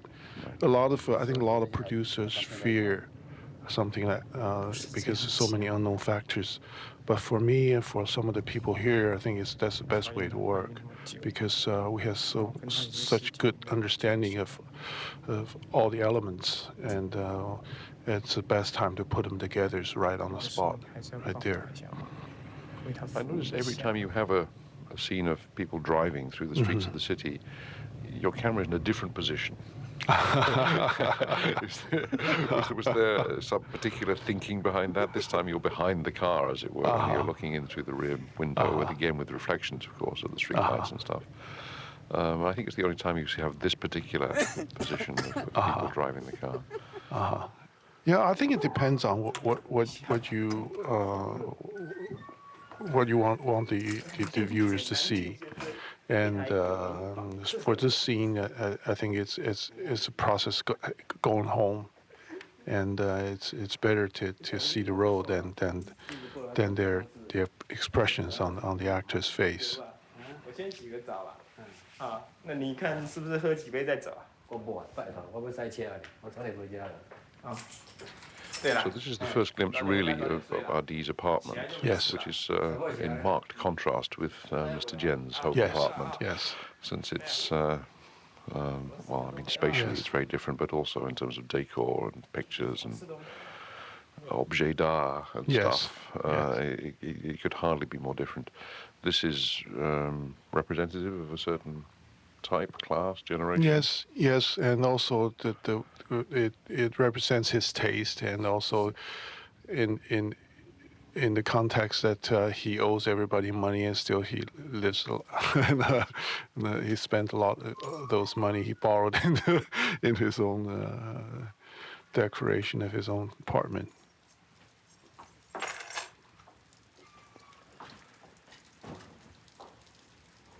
Now you leave it. I think deliberately very ambiguous here. What exactly happens at this point? I mean, it is not clear that when Ardi goes off to the bathroom to take his shower, whether he intends to gas himself, or if there's some kind of subconscious intention, or if it's a complete accident, or whatever it might be. But in any event, what it is a crisis. It's the crisis in his life. Right. Yeah, I think it's the more important thing is that he almost didn't make it. And it's probably what saves his marriage actually. Right. Because it, Right. I mean, I think it completely reconciles his wife to Right. him, and everything is forgiven in the Right. light of this near disaster. Right. Also, I think it's fun to expose the other side of Xiaoyan. She's not a bitch like everybody thought she was. Actually, she's caring and she cares about Adi, and she's a good wife. In other words. Just about the location, Mo, before we move on, this is obviously a real apartment. Yes. You didn't build this. You presumably dressed it. Right. Right. Basically, it's an apartment of a friend's house, and we exaggerated a little bit, but used most of the stuff was there. So. The huge wedding picture on the wall is realistic. People would have a picture. Oh yes. Giant picture like that. Yes. So for some people. Rare in the West. I mean, right. You would have a wedding picture, but it would be a discreet thing, kind of on the desk, perhaps. But, right. I think for Adi, which is kind of fitting.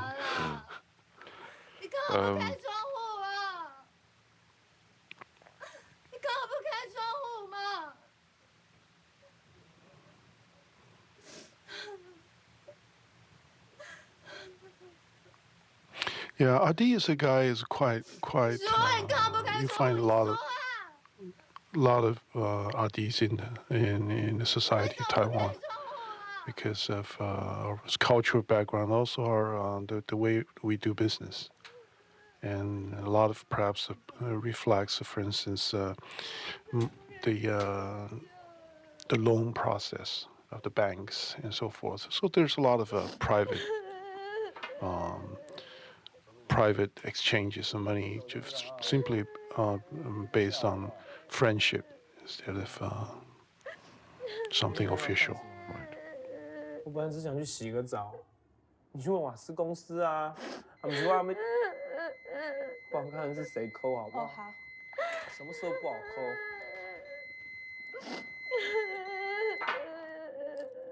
？277375557。 No, the fact that his partners are trying to reach him and in desperation have used Adi's pager also highlights the fact that this was made just before everybody had mobile phones. Right, that's right. That's right. Had you made this less than a year later, it would have been a completely unrealistic scene. It would have been, yes. it would have been unthinkable to have a mobile phone in his pocket. Yes. 上车了嘛？对呀，你就是喜欢上完车才补票嘛。走吧，走。事情很简单，黄董非常清楚大田，所以你们既然签了大田，黄董一定也参加他。Boss Huang seems to live above the city here in a rather nice villa. Again, I get a sense of some political satire here, drinking with the president last night. Yes. It's almost as if you're suggesting that there might be links between government and crime. I'm sure that's not the case, but yeah, I think it's a well-known fact now. 你赶快到日本签大田，什么条件都谈一谈，明天就走。And Boss Huang seems to surround himself with a largely female staff. Yes. Who don't seem to have very much to do. 搞电玩的，所以他对大田的最清楚。He supports women's rights and quotas. Yes. 妇女保障名额的，看不出来吗？ Is there any reason why you didn't show the conversation with Boss Huang? I mean, basically, I guess you don't need to really, because you can infer it pretty clearly. But right. It was just, I mean, it's part of the sort of editorial process of the film, I guess, is that you. Yes, and also it's quite symbolic of what the. It's just I think it's a comic or almost cartoon-like. Portray of the authority. A lot of times it's quite comical. 好，无用啊，都公司代志来我一直走，我明仔载来买日本的。啊，好多哦。你小等我问看卖，小等下吼。我日本已经分了啥物啊？ Okay, Ting Ting is now coming to reject this unhappy role of go-between. She doesn't want to come between these troubled lovers. And this, of course, is the birth of her own involvement with Fatty, really. This is when Fatty sort of rebounds onto her, and she, of course, is flattered and interested, and but understandably cautious. Now, this is the beginning of probably the most ambitious, how to call this, doubling in the film, in that for the next several sequences, you are counterpointing Ting Ting and Fatty in their rather nervous first fumbled steps towards a possible relationship, with NJ and Cherry, who are possibly going to rekindle their old love as they meet in Tokyo or in Japan.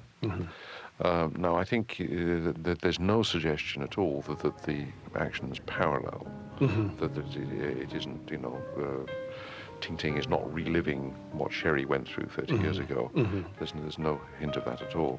But there obviously is a broad parallel in some way, and you through overlaid sound and other things, you've made this comparison very explicit. Right. This is also one of the cores of the film, I guess. Right. Yeah, I think what NJ is going through is basically a time tunnel, and I think one thing perhaps Western viewers or people who are not familiar with Taiwan would not understand that because Taiwan or Taipei City that I grew up in is was very much a Japanese city. The Japanese built Taipei, and I happened to grew up in, and so the first time I went to Tokyo was just amazing. That was 20 years ago. That's amazing that how similar Tokyo was to Taipei when I was young, which was about 50 years ago. So a bit less than that. Yeah. So that basically is NJ's journey in a time tunnel, and to meet his first love, and which in parallel what Ting Ting's going through in her life for the first time with the opposite sex. I think you once said to me that those shots we just saw of Tokyo from the freeway as NJ approaches the hotel, basically his view from a taxi window, I guess. Somehow paralleled your own experience of the first arrival in Tokyo. Yes. My first experience of Tokyo arrived about 7 o'clock at night, and I was shocked and really surprised that people don't get off work. All the office building, the lights were on every floor and every room. You can see every employee in there still working. And later I asked them, well, why you guys you have to work till what, 10? So that was Japan. So that was the first impression for me as on my first experience with Japan. I guess this is also part of your first experience with Japan, because I think everybody who goes to Japan the first time gets lost on the public transport system. This is extremely naturalistic. I can remember my own experience was very similar first time round.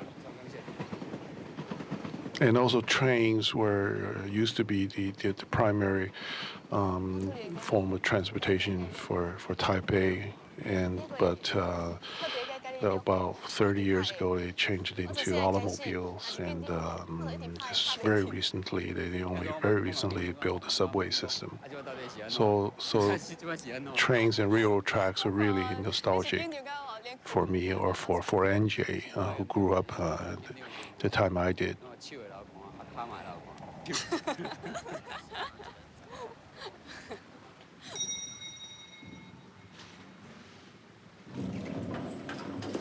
Yeah, I think it also has a lot of indication of American influence of Taiwan to get rid of the trains and build highways and use automobiles. It's very, very American, I think. I remember the first time I came to Taiwan, I was very amazed by the number of level crossings. I mean, that actually comes up here in a little while. It seemed extraordinary that every time you took a car ride, you had to stop and wait for trains to pass. Right. And I mean, I said, you never built any flyovers or any underpasses or something. Right. And of course, now there are nothing but. I mean, it's, right. you hardly see a railway crossing Right. in Taipei anymore. Right.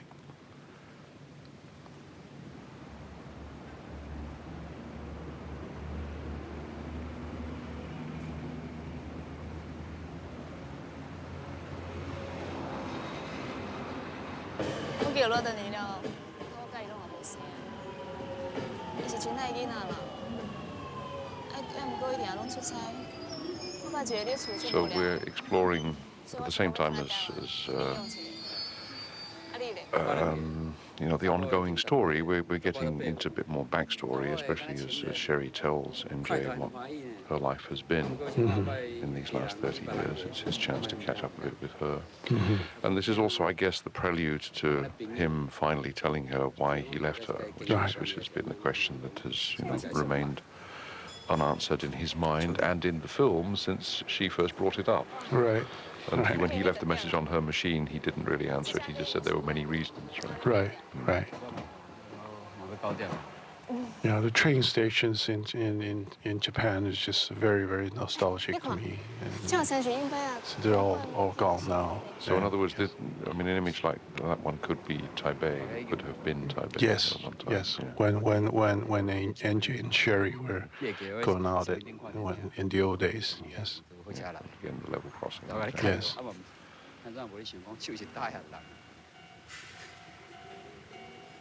我想这人故意也要咱看你的手。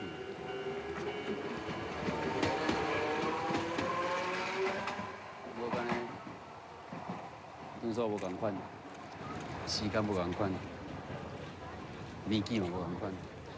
毋过你的手，还是甲我感觉单单。 No, I think we're into this interesting question about movies. Yes. They've seen a movie, and Fatty is going to explain what his uncle has taught him about movies and how important movies are. Obviously, people will think that this is somehow you introducing your own thoughts or reflections about what the movie-going experience is like. I mean, how personal is this for you? Oh, yeah, it's a quite personal thought about. In other words.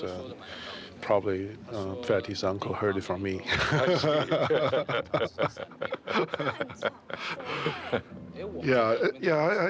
I do feel that. I think a lot of like writing or theater or music, any kinds of art form. I think it's a reflection of life experiences, and I think in a lot of ways they fortify our ability to move on, or find more new light or from. But there's also a terrible irony in this, in that the example he chooses is that of a murder. We don't commit murders in real life, but we can experience them vicariously through the movies. But of course, Fatty is going to commit a murder, and his life is going to be, pretty much cut short because of it. Actually, or anyway, totally changed. Right. I mean, we can assume he will spend a long time in prison at least. Right.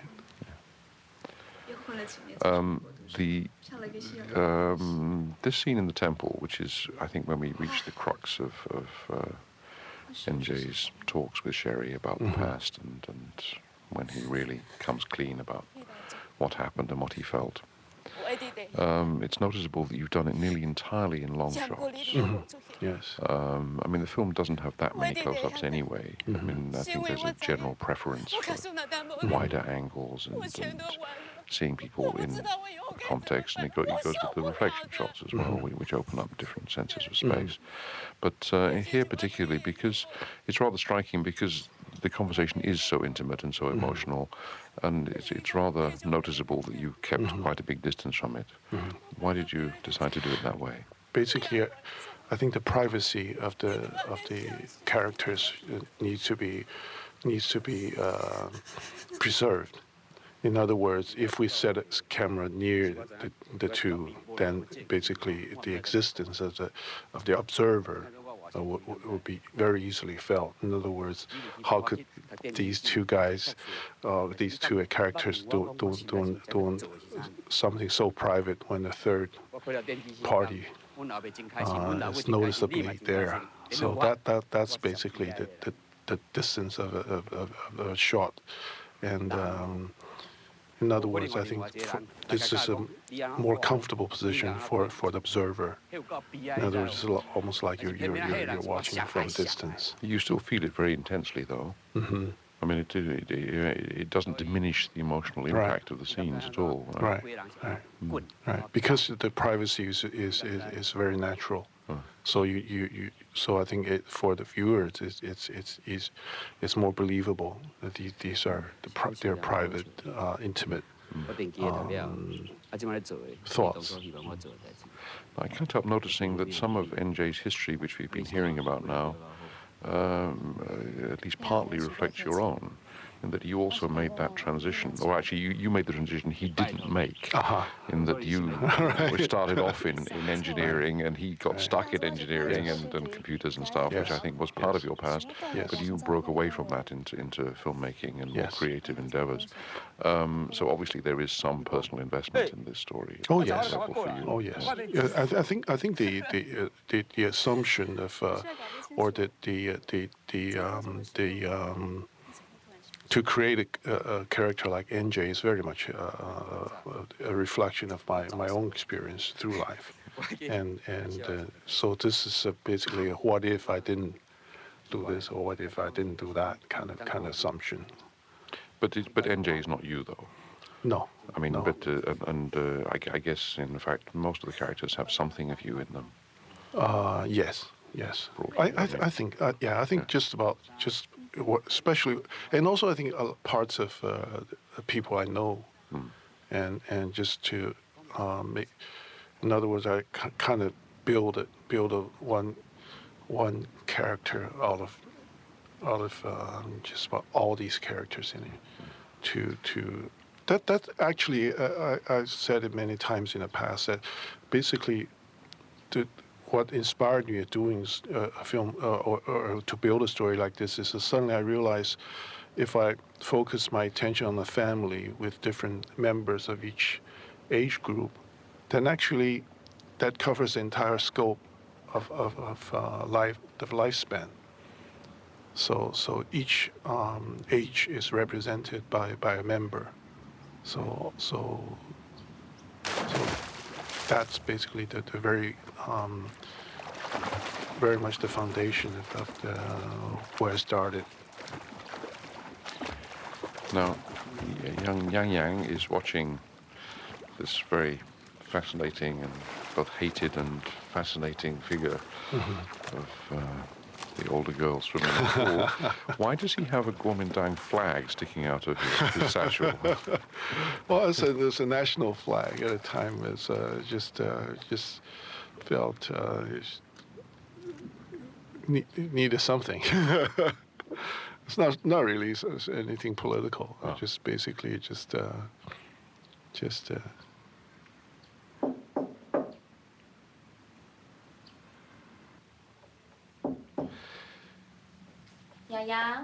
Now, Ting Ting is wearing white because I think she's wearing white because she thinks that tonight may be the night. And somehow it's a sort of symbolic thing for her. But meanwhile, Yang is monopolizing the bathroom. Yes. It seems that a lot of Yang's quest for knowledge has turned to water somehow. Is this just because of the swimming pool at school?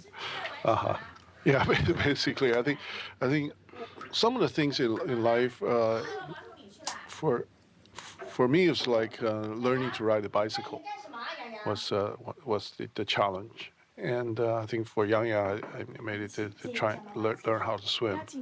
And learning how to swim is, I think there's something unique about it because as we will find out later, it could be very dangerous.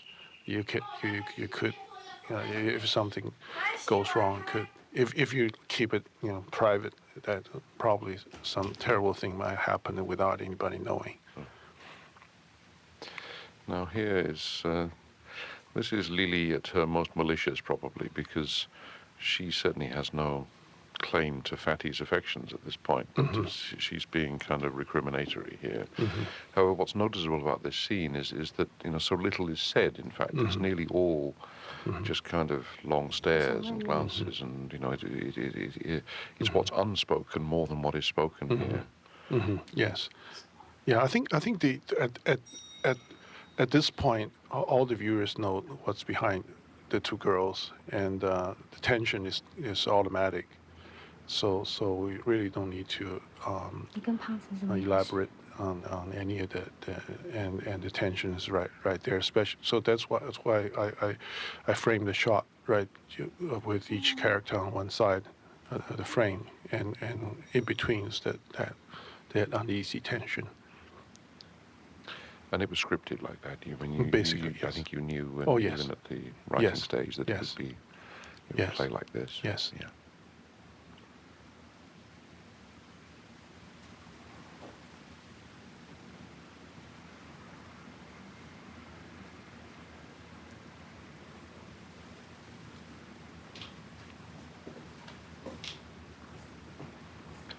So the tension would I didn't let the tension go away. It just keeps on till all the way till the next scene, and all the way till after the concert. Now these musicians on the concert stage seem to have a certain familiarity to them too. Maybe I'm wrong, but no, you're not wrong. Kylie is playing the cello, and I try to play the piano, and You're faking it? Yes, I was, and because I needed someone to play the cello, and I asked Kylie to do it, and she said she won't do it unless I do the you were fake the accompanist, yes. So I videotaped the way that she played the piece, and I practiced at night. So this first thing in the morning we shot it, and so I pretended I could. But this is exactly what you were saying about the tension continuing, because it's very clear that Ting Ting is not into the concert here, whereas Fatty seems to be. But he's obviously quite absorbed by the music. Yes. Her mind is elsewhere. Yes. And I think Kelly did a great job on this, because there's no dialogue. It's just everything is in her behavior, and she just handled it so well on this one. You know what she's boiling inside, but she tries to just stay cool and calm. 他会来找你，当晚也会来找我啊。The sense is that it's only now, afterwards, as they walk through the streets, that she tells him about the earlier encounter with Lily. Probably she didn't mention it on the way in. Right. And he is doing his best to reassure her, because, of course, he wants to take her to a motel, I think, which is the next thing on his agenda. Well, basically, I think she perhaps suggested that, and in other words, he has to prove that his dedication. And I think I remember you telling me that you did many takes of this shot because you wanted to get the right traffic. Is that yes. I mean, obviously you weren't directing the traffic. No, it's just an accident. Yes, we're just basically because it's very not a very difficult scenes for the actors to do, especially such a long shot. And it all depends on how the traffic and how the choreography of the traffic, and so we took quite a few just to select the best ones, especially when the red light, green lights, the changing of the lights, and also as we'll see at the very end, that there are two taxi cabs coming, and the lights will be pointed right at them.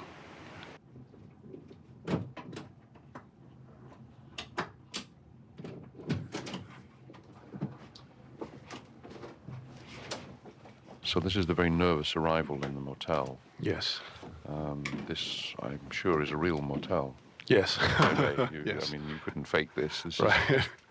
Well, actually, one thing about shooting in Taipei is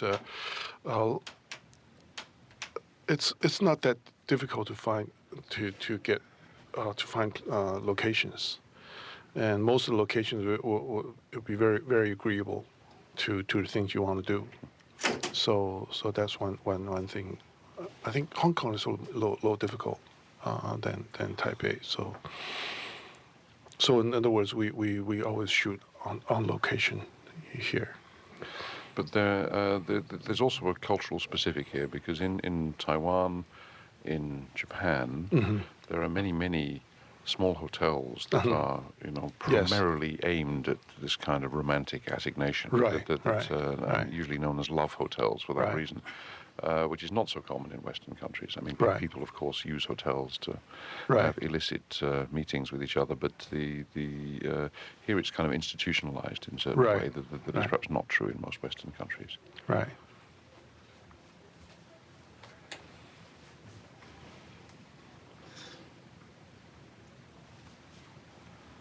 But it doesn't make it any easier the first time. Yes.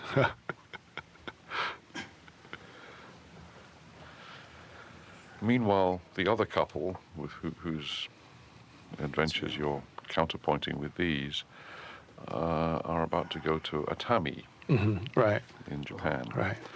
I'm thinking ahead slightly. Right.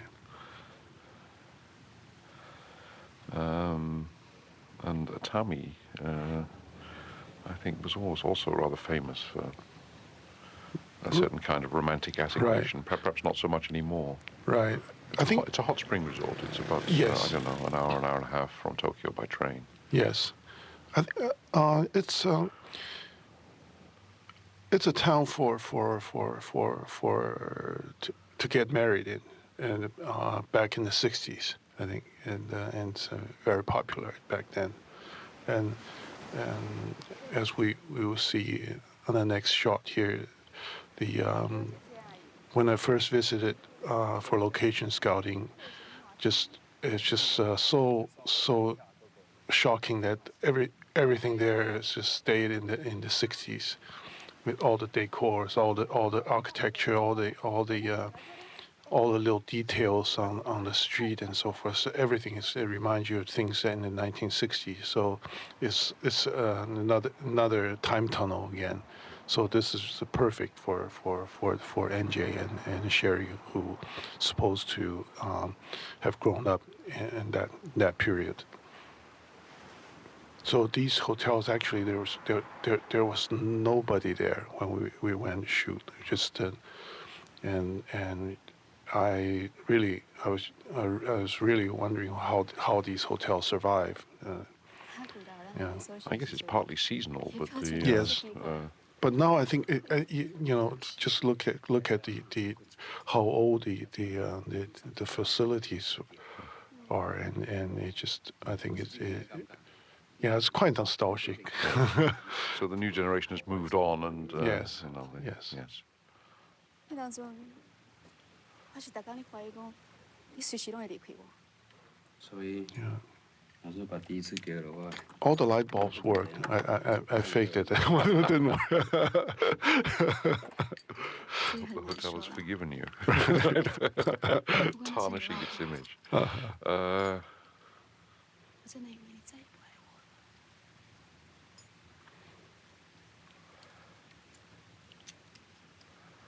Now here, by contrast with the temple scene, you are in relatively close proximity to the actors. It's partly forced, I suppose, by the situation. By the hotel room is not that big, but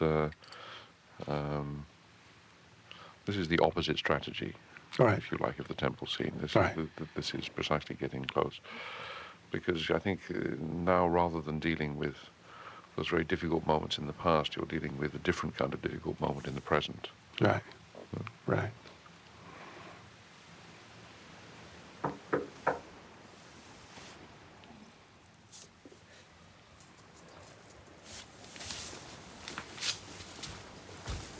Yeah, this scene's also very demanding scene to do. emotions and the tempos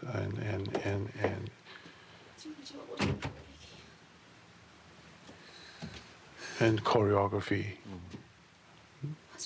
the way they position themselves. Now, if this scene had been in an American movie, certainly it would not have been done in one extended take, which is the way you chose to do it. In fact, I mean, most scenes in the film have got relatively little internal cutting. You don't feel the need to change angles. You don't feel the need to. I think you prefer to explore space in a different way. Is there a reason why you choose not to do it in the American style? Well, first of all, I think it depends on the subject matter. For instance, as I said earlier, stories like this requires actually a calmer angle, a calmer perspective of the viewer, or you suggest the viewer this should be looked at with a mature or very steady attention of observation. Whereas I think a lot of Hollywood approaches are more. If the subject matter is something requires the viewer to be more jumpy or more hysterical, perhaps you switch the perspectives around.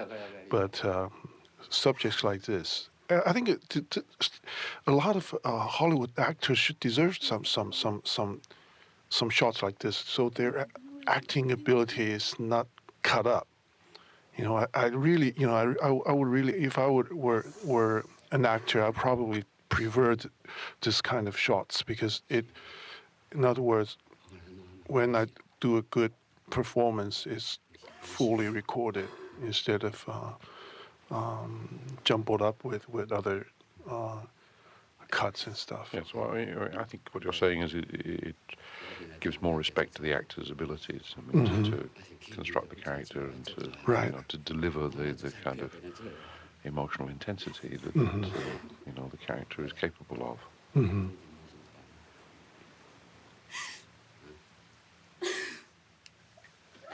This was very hard to shoot. This long take. It took about the entire night. Wow. Yeah, it took about 8 or 9 takes for this one. It lasts through the whole night because it's very demanding on the actors, their emotional level, and they have to maintain it. So this is the early morning. We shot this right after we finished the earlier shot. Well, I mean, in terms of the script, NJ is supposed to have had a sleepless night so that he in fact sleeps on the train, in fact on her shoulder, in fact on the way back to Tokyo. And so it sounds like it was pretty much true. Yes.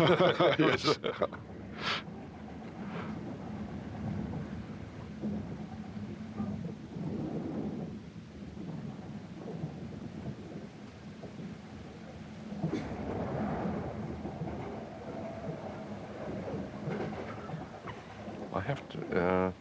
I mean, you did this by shooting at the window, in fact. So I mean, they are the reflection, right? Right. The camera is not pointing at them, but at out the window. Right. Yeah. Right.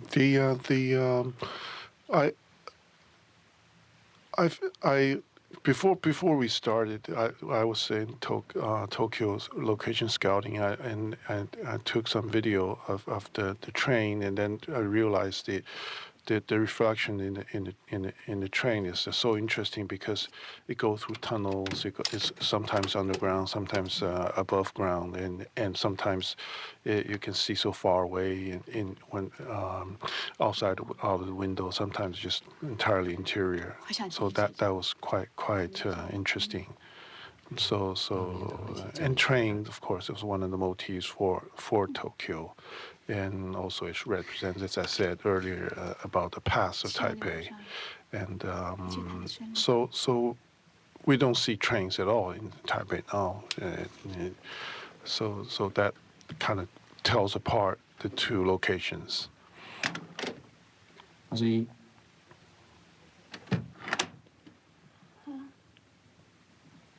And although neither of them says so, this is in fact the farewell.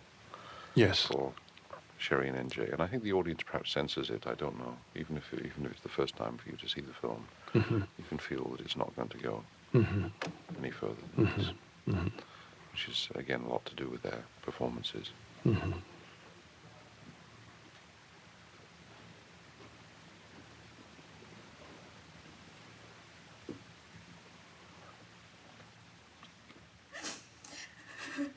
mean, that's the moment, I think, when NJ kind of accepts that what's past is past. I mean, even if, as he says, he never loved truly anyone else, it's not going to be recaptured. It's not going to, it can't be relived. And this, again, is one of the most spectacular reflection shots, because you see what feels like a large part of Tokyo here. Right.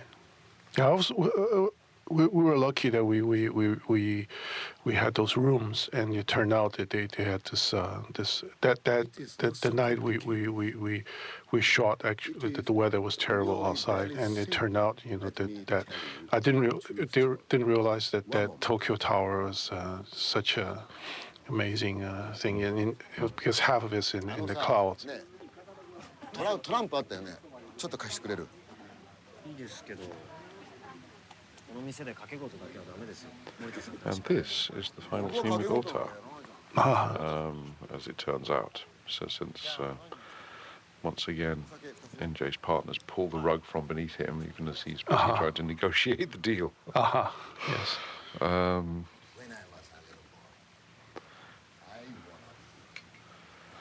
The philosophy that Ota is expounding with the aid of this pack of cards is very genial, very, I mean, would it be fair to say that it's very Edward Yang? Yeah, I suppose.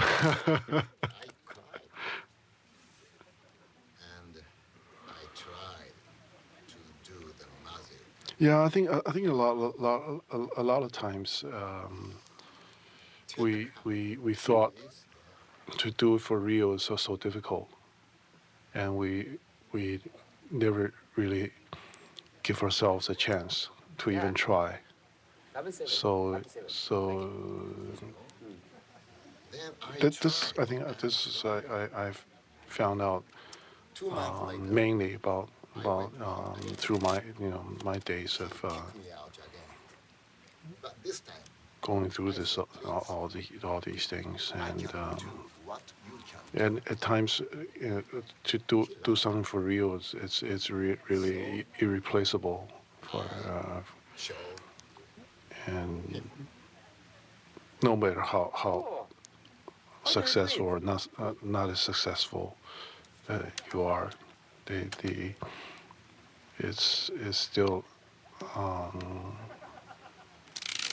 it makes you feel that you really gone through it yourself. As we watch this scene, again in narrative terms, it's not apparent right now that this will be their last meeting, but in effect, it is their last meeting, and at the end of it, basically, Ota gives, it's like a kind of benediction almost to NJ. And I'm wondering, in terms of the psychology of NJ as a character, how important is it to him in these closing stages now of the film to have that benediction kind of hanging over him?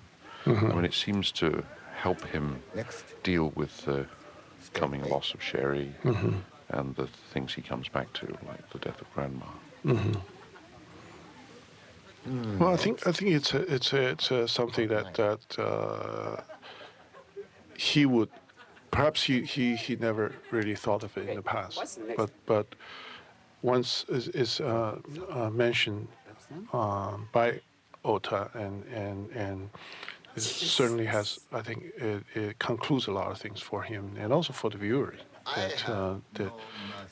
and for the whole story, the structure of the story. It's I am just like you. I have no tricks. In other words, perhaps this is one way of looking at it. Your partner. Both actors, it must be said, play this very nicely. Yes. So, you really feel a kind of ease with each other. And, yes. Yes. It's sort of, you feel they have achieved a real kind of. It's as if they've known each other for many years. Right. And also, I think both actors are. I'm just so glad that I made the right choice throughout the film. I was really lucky to have made the right choice on just about every character, and for this one, I think Mr. Ogata and Mr. Wu were just wonderful. Yeah, I'll definitely like to work with Mr. Wu in the future.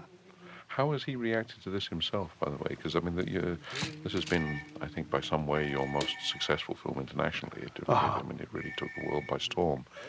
And so it must have made some difference to him, too, I guess, because it certainly established him as kind of an actor.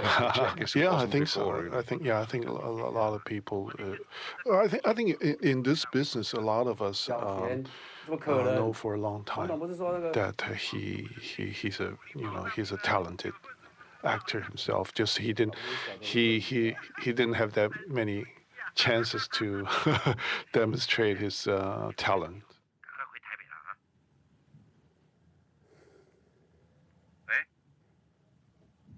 嗯，妍姐，你觉得怎么样嘛？没有怎样，知道了。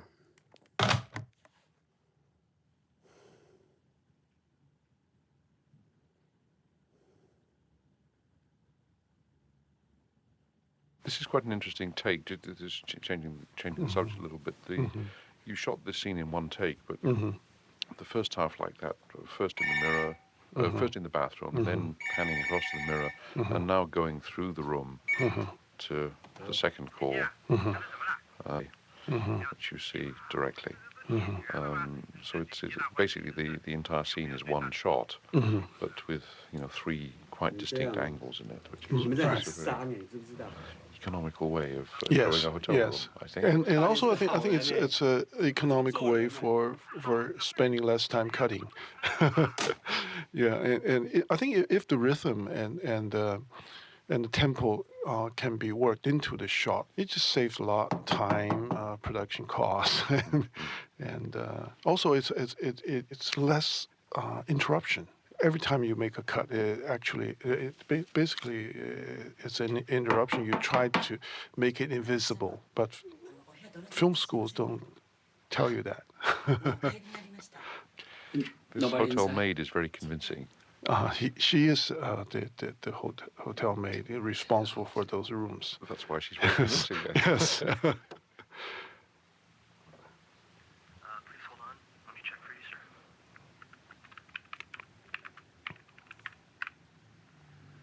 Mrs. Breitner checked out last night, and it looks like she did not leave any messages. Is there anything else I can help you with this morning, sir? Sir? Thank you. And sometimes I think that a shot from the back actually is more.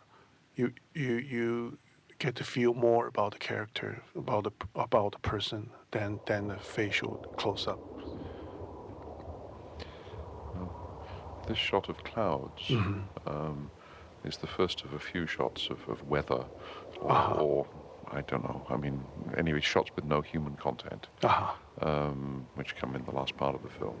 So rather spectacular shot of the moon associated with Yang Yang.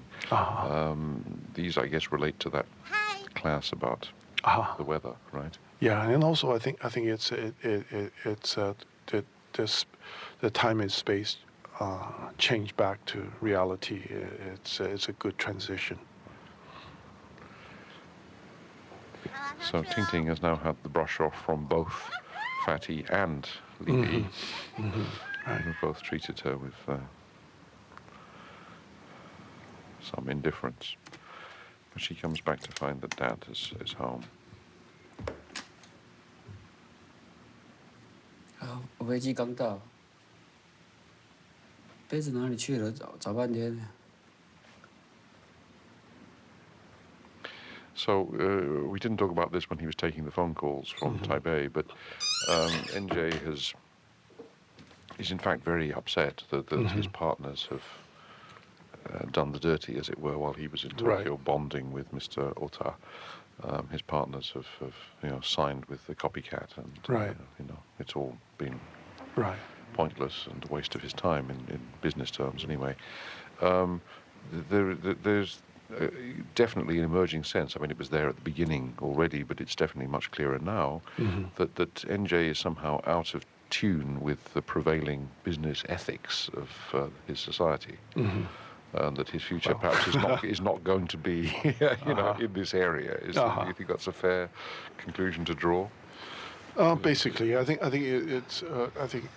well, doing business is pretty, you have to be very practical, and but sometimes it's basically you have to draw the line somewhere, and. I mean, Taiwan is known for its pragmatism, and I mean, it's partly forced on it politically because of Taiwan's underdog position vis-a-vis China. Right.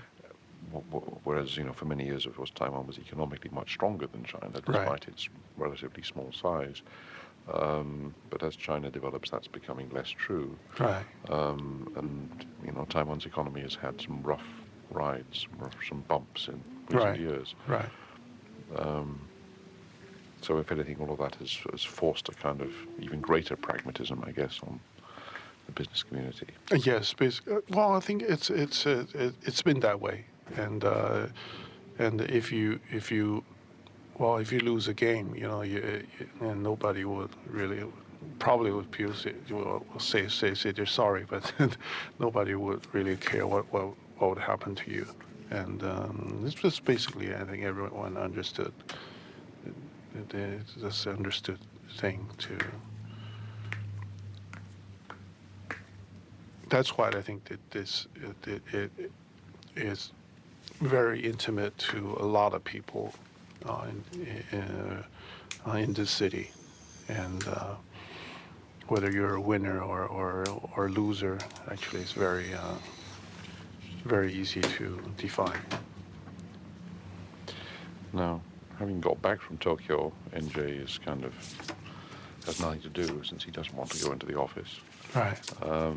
And so he in the absence of his wife, he finds out more about his kids than perhaps he knew before. Right. And he discovers what Yang Yang has been up to. And gets perhaps a bit closer to Ting Ting, although he's unaware of what she's been through as well.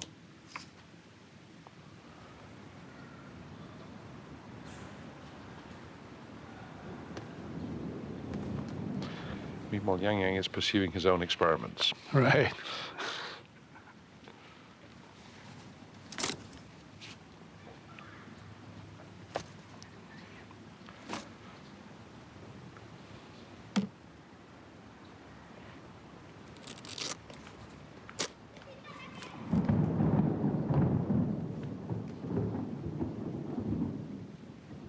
Yeah, he's really doing pretty good for his age.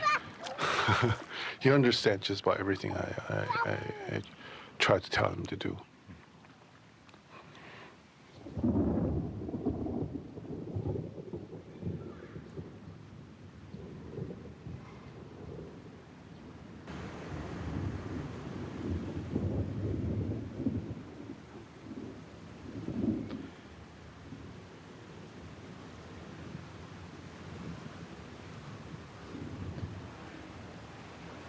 Now, this is Ting Ting's final meeting with Fatty,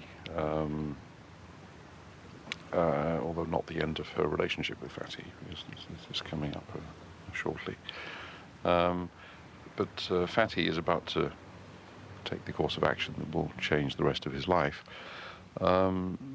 You play this later as a TV news report rather than showing the event itself. Was there a reason for that decision? Basically, I think it's better that the event is viewed through Ting Ting or the neighbors' perspective than the participants. So basically, that in a lot of times that gives the event even more imagination and I mean, I guess what you're saying in a way is that these characters, Fatty and Lily, are actually not the protagonists of the film, right, and that ultimately what happens to them right. Is not as important as what does happen to the main characters, Oh, of the, yes, the there's- central family. yes, yes. And so it's the impact on them that is the crucial thing, rather than Right, the, right. the drama of Right. life next door. Exactly. Yeah. Yes, exactly. 谢谢。哎，小 baby 叫什么名字啊？老大叫什么？ RD, we knew already was somewhat superstitious, but I think you haven't actually said anything about that. Maybe we should say something about the role of superstition in the lives of some people in Taiwan, of whom RD is clearly one. Yeah, I think that it has a lot to do with how you're gonna how you're gonna face yourself every day. It's if there's so many unknown factors in your life and things you can't really guarantee or you can't really promise yourself, then you have to resort to some methods to find that reliability. So basically, I think that behavior is quite common, and people resort to superstitious things, or in other words, they have to build another form of logic to make their lives make sense to themselves. So this is actually, I think, is for modern day high risk group for business people or whoever. It's basically it's a very common thing nowadays to, for instance, to go for the certain number or go for a certain color or something that's fundamental but and easy to grasp than to analyze things in a more philosophical or intellectual way. It's a very small detail, but just in passing, it's worth perhaps noticing that in his account just now, Fatty writes Union out of the picture. It seems to have been Union, actually, who got them into Piggy's empty apartment Oh, yes. where they found this antique jade. Right. But she doesn't somehow feature in his account of it anymore. Right. That shot of the moon associated with Yang Yang particularly, I think. Mm-hmm.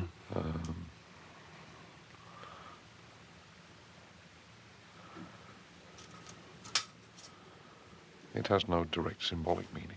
No, it's basically it's just the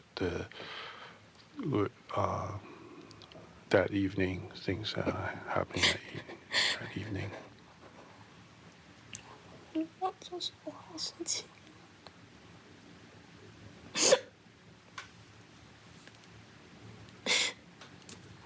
为什么这样不公平？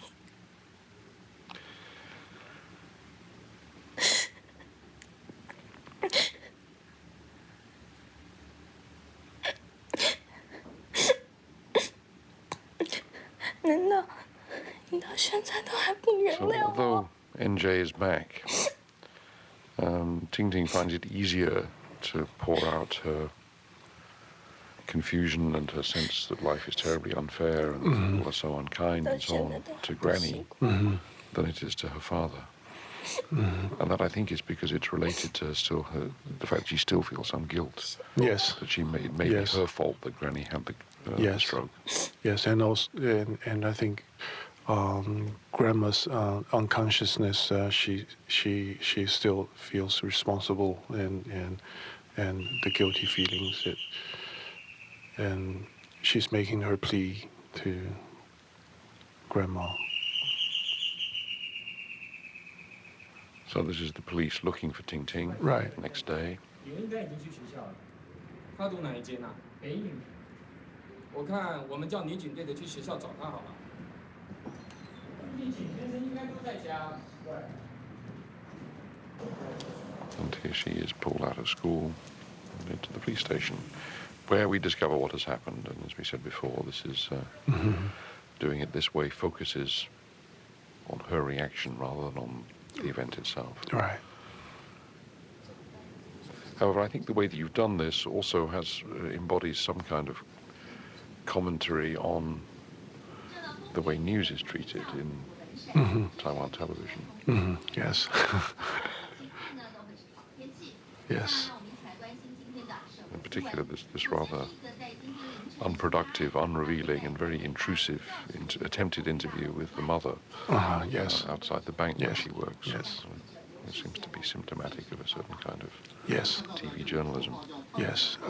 Basically, it's entertainment for the media nowadays, and they evaluate the importance of news basically through how. And the idea of showing an arrested person on television, like handcuffs and all, is also not unrealistic. I think this would not happen in most Western countries. Right. There would be sort of privacy considerations. Right. Right. They don't apply. Right. We have them every day. And the bloody handprints and so on would also be considered in very poor taste on television in most countries. Now, why did you go to this video game insert for the? Well, basically, this goes back to Mr. Ota and and the video game, the popularity of the video game at the present time, which is I think is not really the media who's. In other words, it dramatizes the knowledge that we receive from media in a very unfair way, which is very commonplace now, and it's for society like Taiwan, the way that it shifted from everything under the authority control to this, which is quite ironic.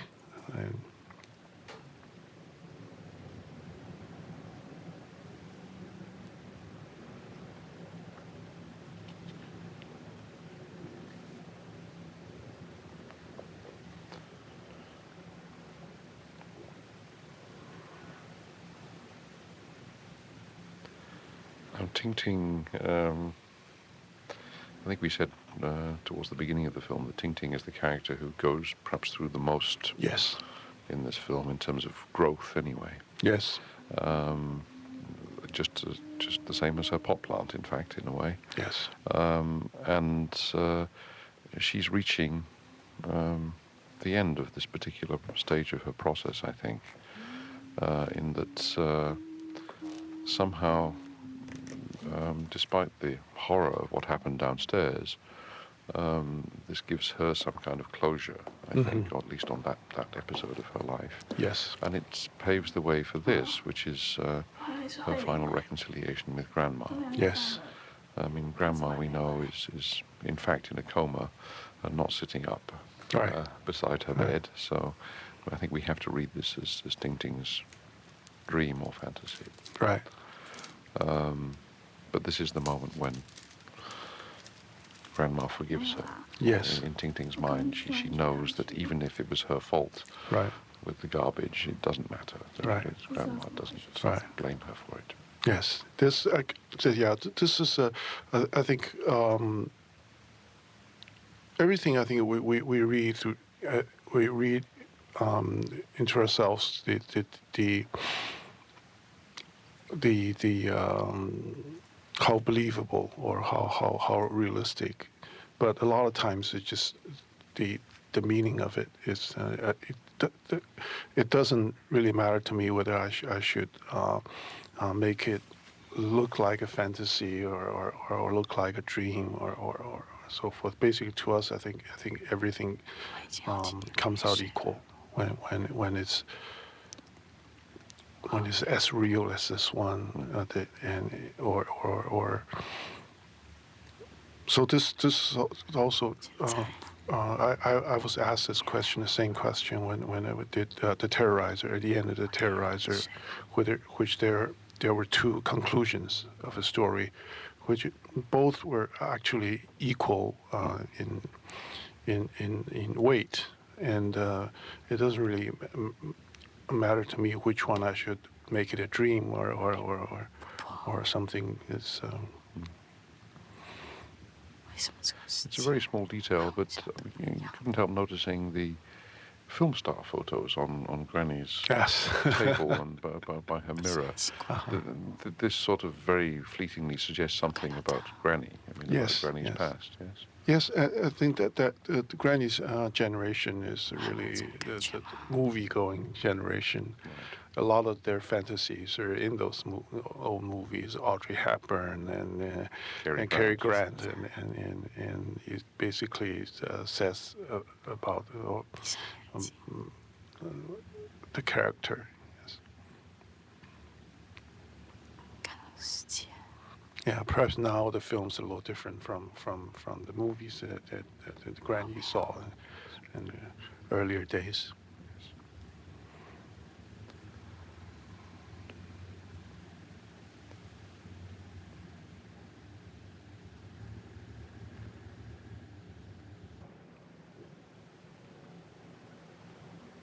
I really enjoyed the acting Kelly was doing, and she's just very, very honest and to herself, and she appears very, very unbelievable, very, very believable on camera, and so you, because she trusts herself in what she's doing. And so to me, it's a very, very enlightening thing also to work with Kelly and Yang Yang. And 要那么难过吗？ Anyway, Ting Ting wakes up to discover that, in fact, Granny has died while she was sleeping. The family is on the case. Adi is already calling Migo. And this turns out to be the prelude to the family reuniting. Basically, everybody comes back now. Right. Migo.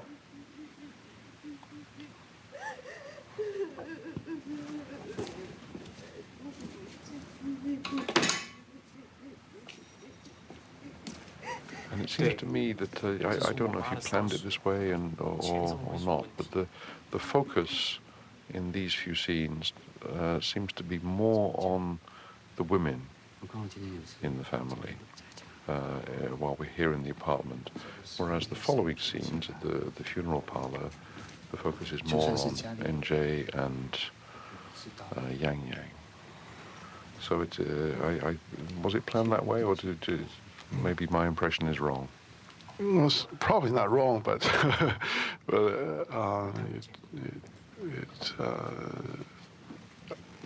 it's the first time that this question. We'll come to it, but it seems to me that the focus in those closing scenes is very much about NJ's future when he declines to rejoin his old partners and points out that they're never going to be happy if they're doing something they don't really like doing, and Yang Yang's future, which is precisely the issue that he addresses to Grandma. Whereas these scenes, especially when Min Min comes back from the guru, and this focus we have on Ting Ting, seems to be more about the women in the family here. Yeah. Well, basically, this scene and the following scene is the conclusion of the final structure of the story, and so this is the steps that gave each character the chance to wrap up whereas as we were saying, that Ting Ting certainly is one that gone through the most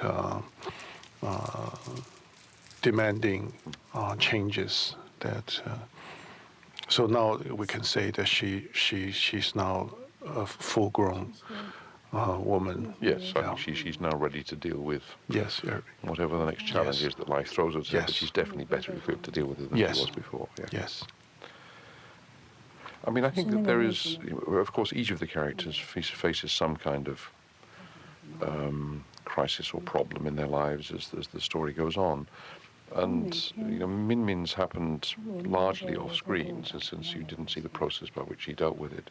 But in this scene, you hear about it. And this is kind of enough, actually, because the way she describes it in this scene, which I think is it's a very brilliant conceit, actually, the notion that it was like trying to talk to Mother, only she was playing Mother and that they were playing her, basically says it all about how she achieved some perspective on what had been the domestic problem that she really couldn't live with anymore.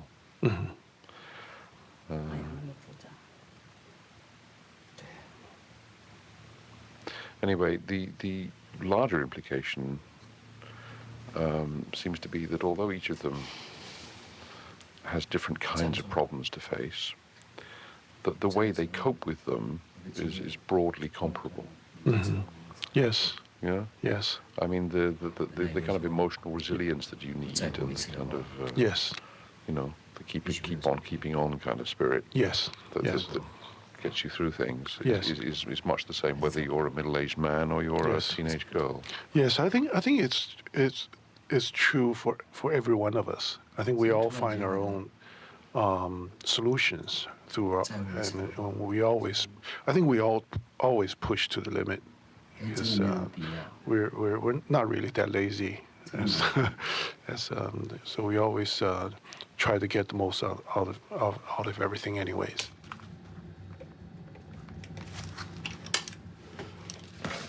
Now Yang Yang is writing his first script. Yes.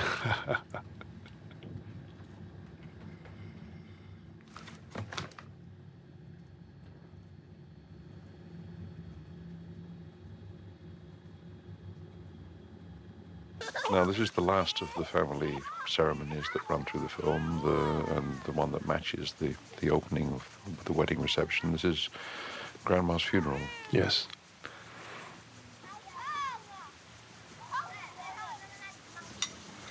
And once again, Yun Yun is creating some trouble through some rather excessive displays of emotion. It seems to be her thing.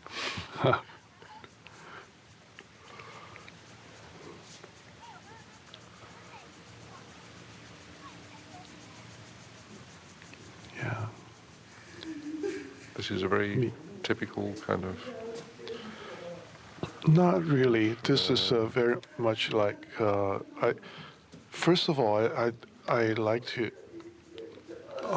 give everyone an impression of what Grandma used to be. I mean, she was, as said, she was working at school. She was a teacher. So this is basically a very old campus and it gives a feeling of perhaps a more, what's the word? Tranquility. Yeah, or more serenity. Serene. Yeah. Yes. And this is what I meant a little while ago. Excuse me, about NJ's future. This basically is NJ saying he's not going to come back to the company. I mean, whatever he does in the future is not going to be this. Yeah. He's just like everyone else. He has to move forward. Yes. How do you see him moving forward? Do you? I mean, the film doesn't really suggest where he might go. It hasn't given us any pointers or hints about this. I mean, I think the more important thing is that he has the courage and he has the strength. Yeah. So you end up fairly confident, even without knowing what it's going to be. Confidence also is something will be there. You know, he'll find a way to use his time. Yes. Yeah, I think it's basically it's a very positive ending for. Yes. And equally, Yang Yang, who's now finally speaks to Grandma. Yes. Yes. She felt unable to do before.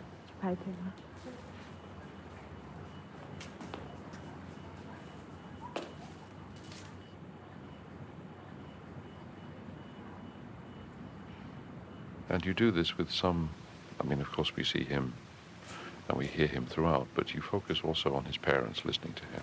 Yes. Because it's important that they know yes. what he says to Grandma. Yes. 对不起，不是我不喜欢 Basically, 跟 this 你 is 讲话 the family, the entire family 是我觉得 gathers right here at this 我能跟你 occasion, 的 at this 你 this 一 shot. 定老早就知道了，不然你就不会每次都叫我听话。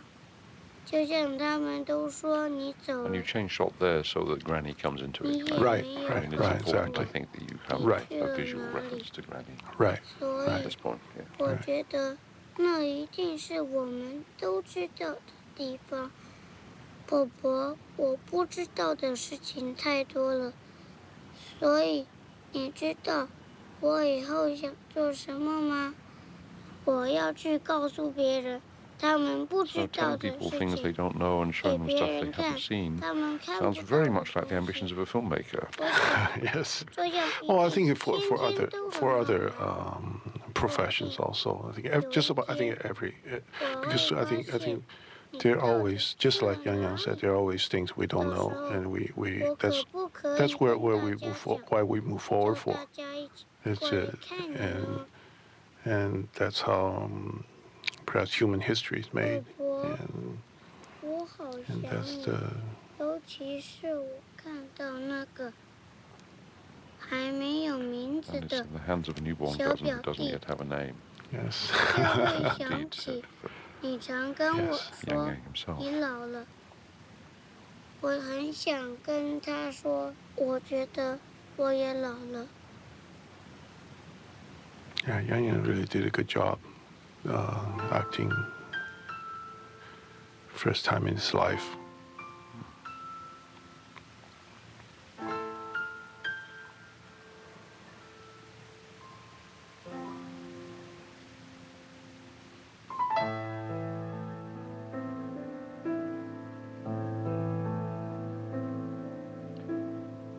Thank you very much for discussing the film. Thanks, Tony.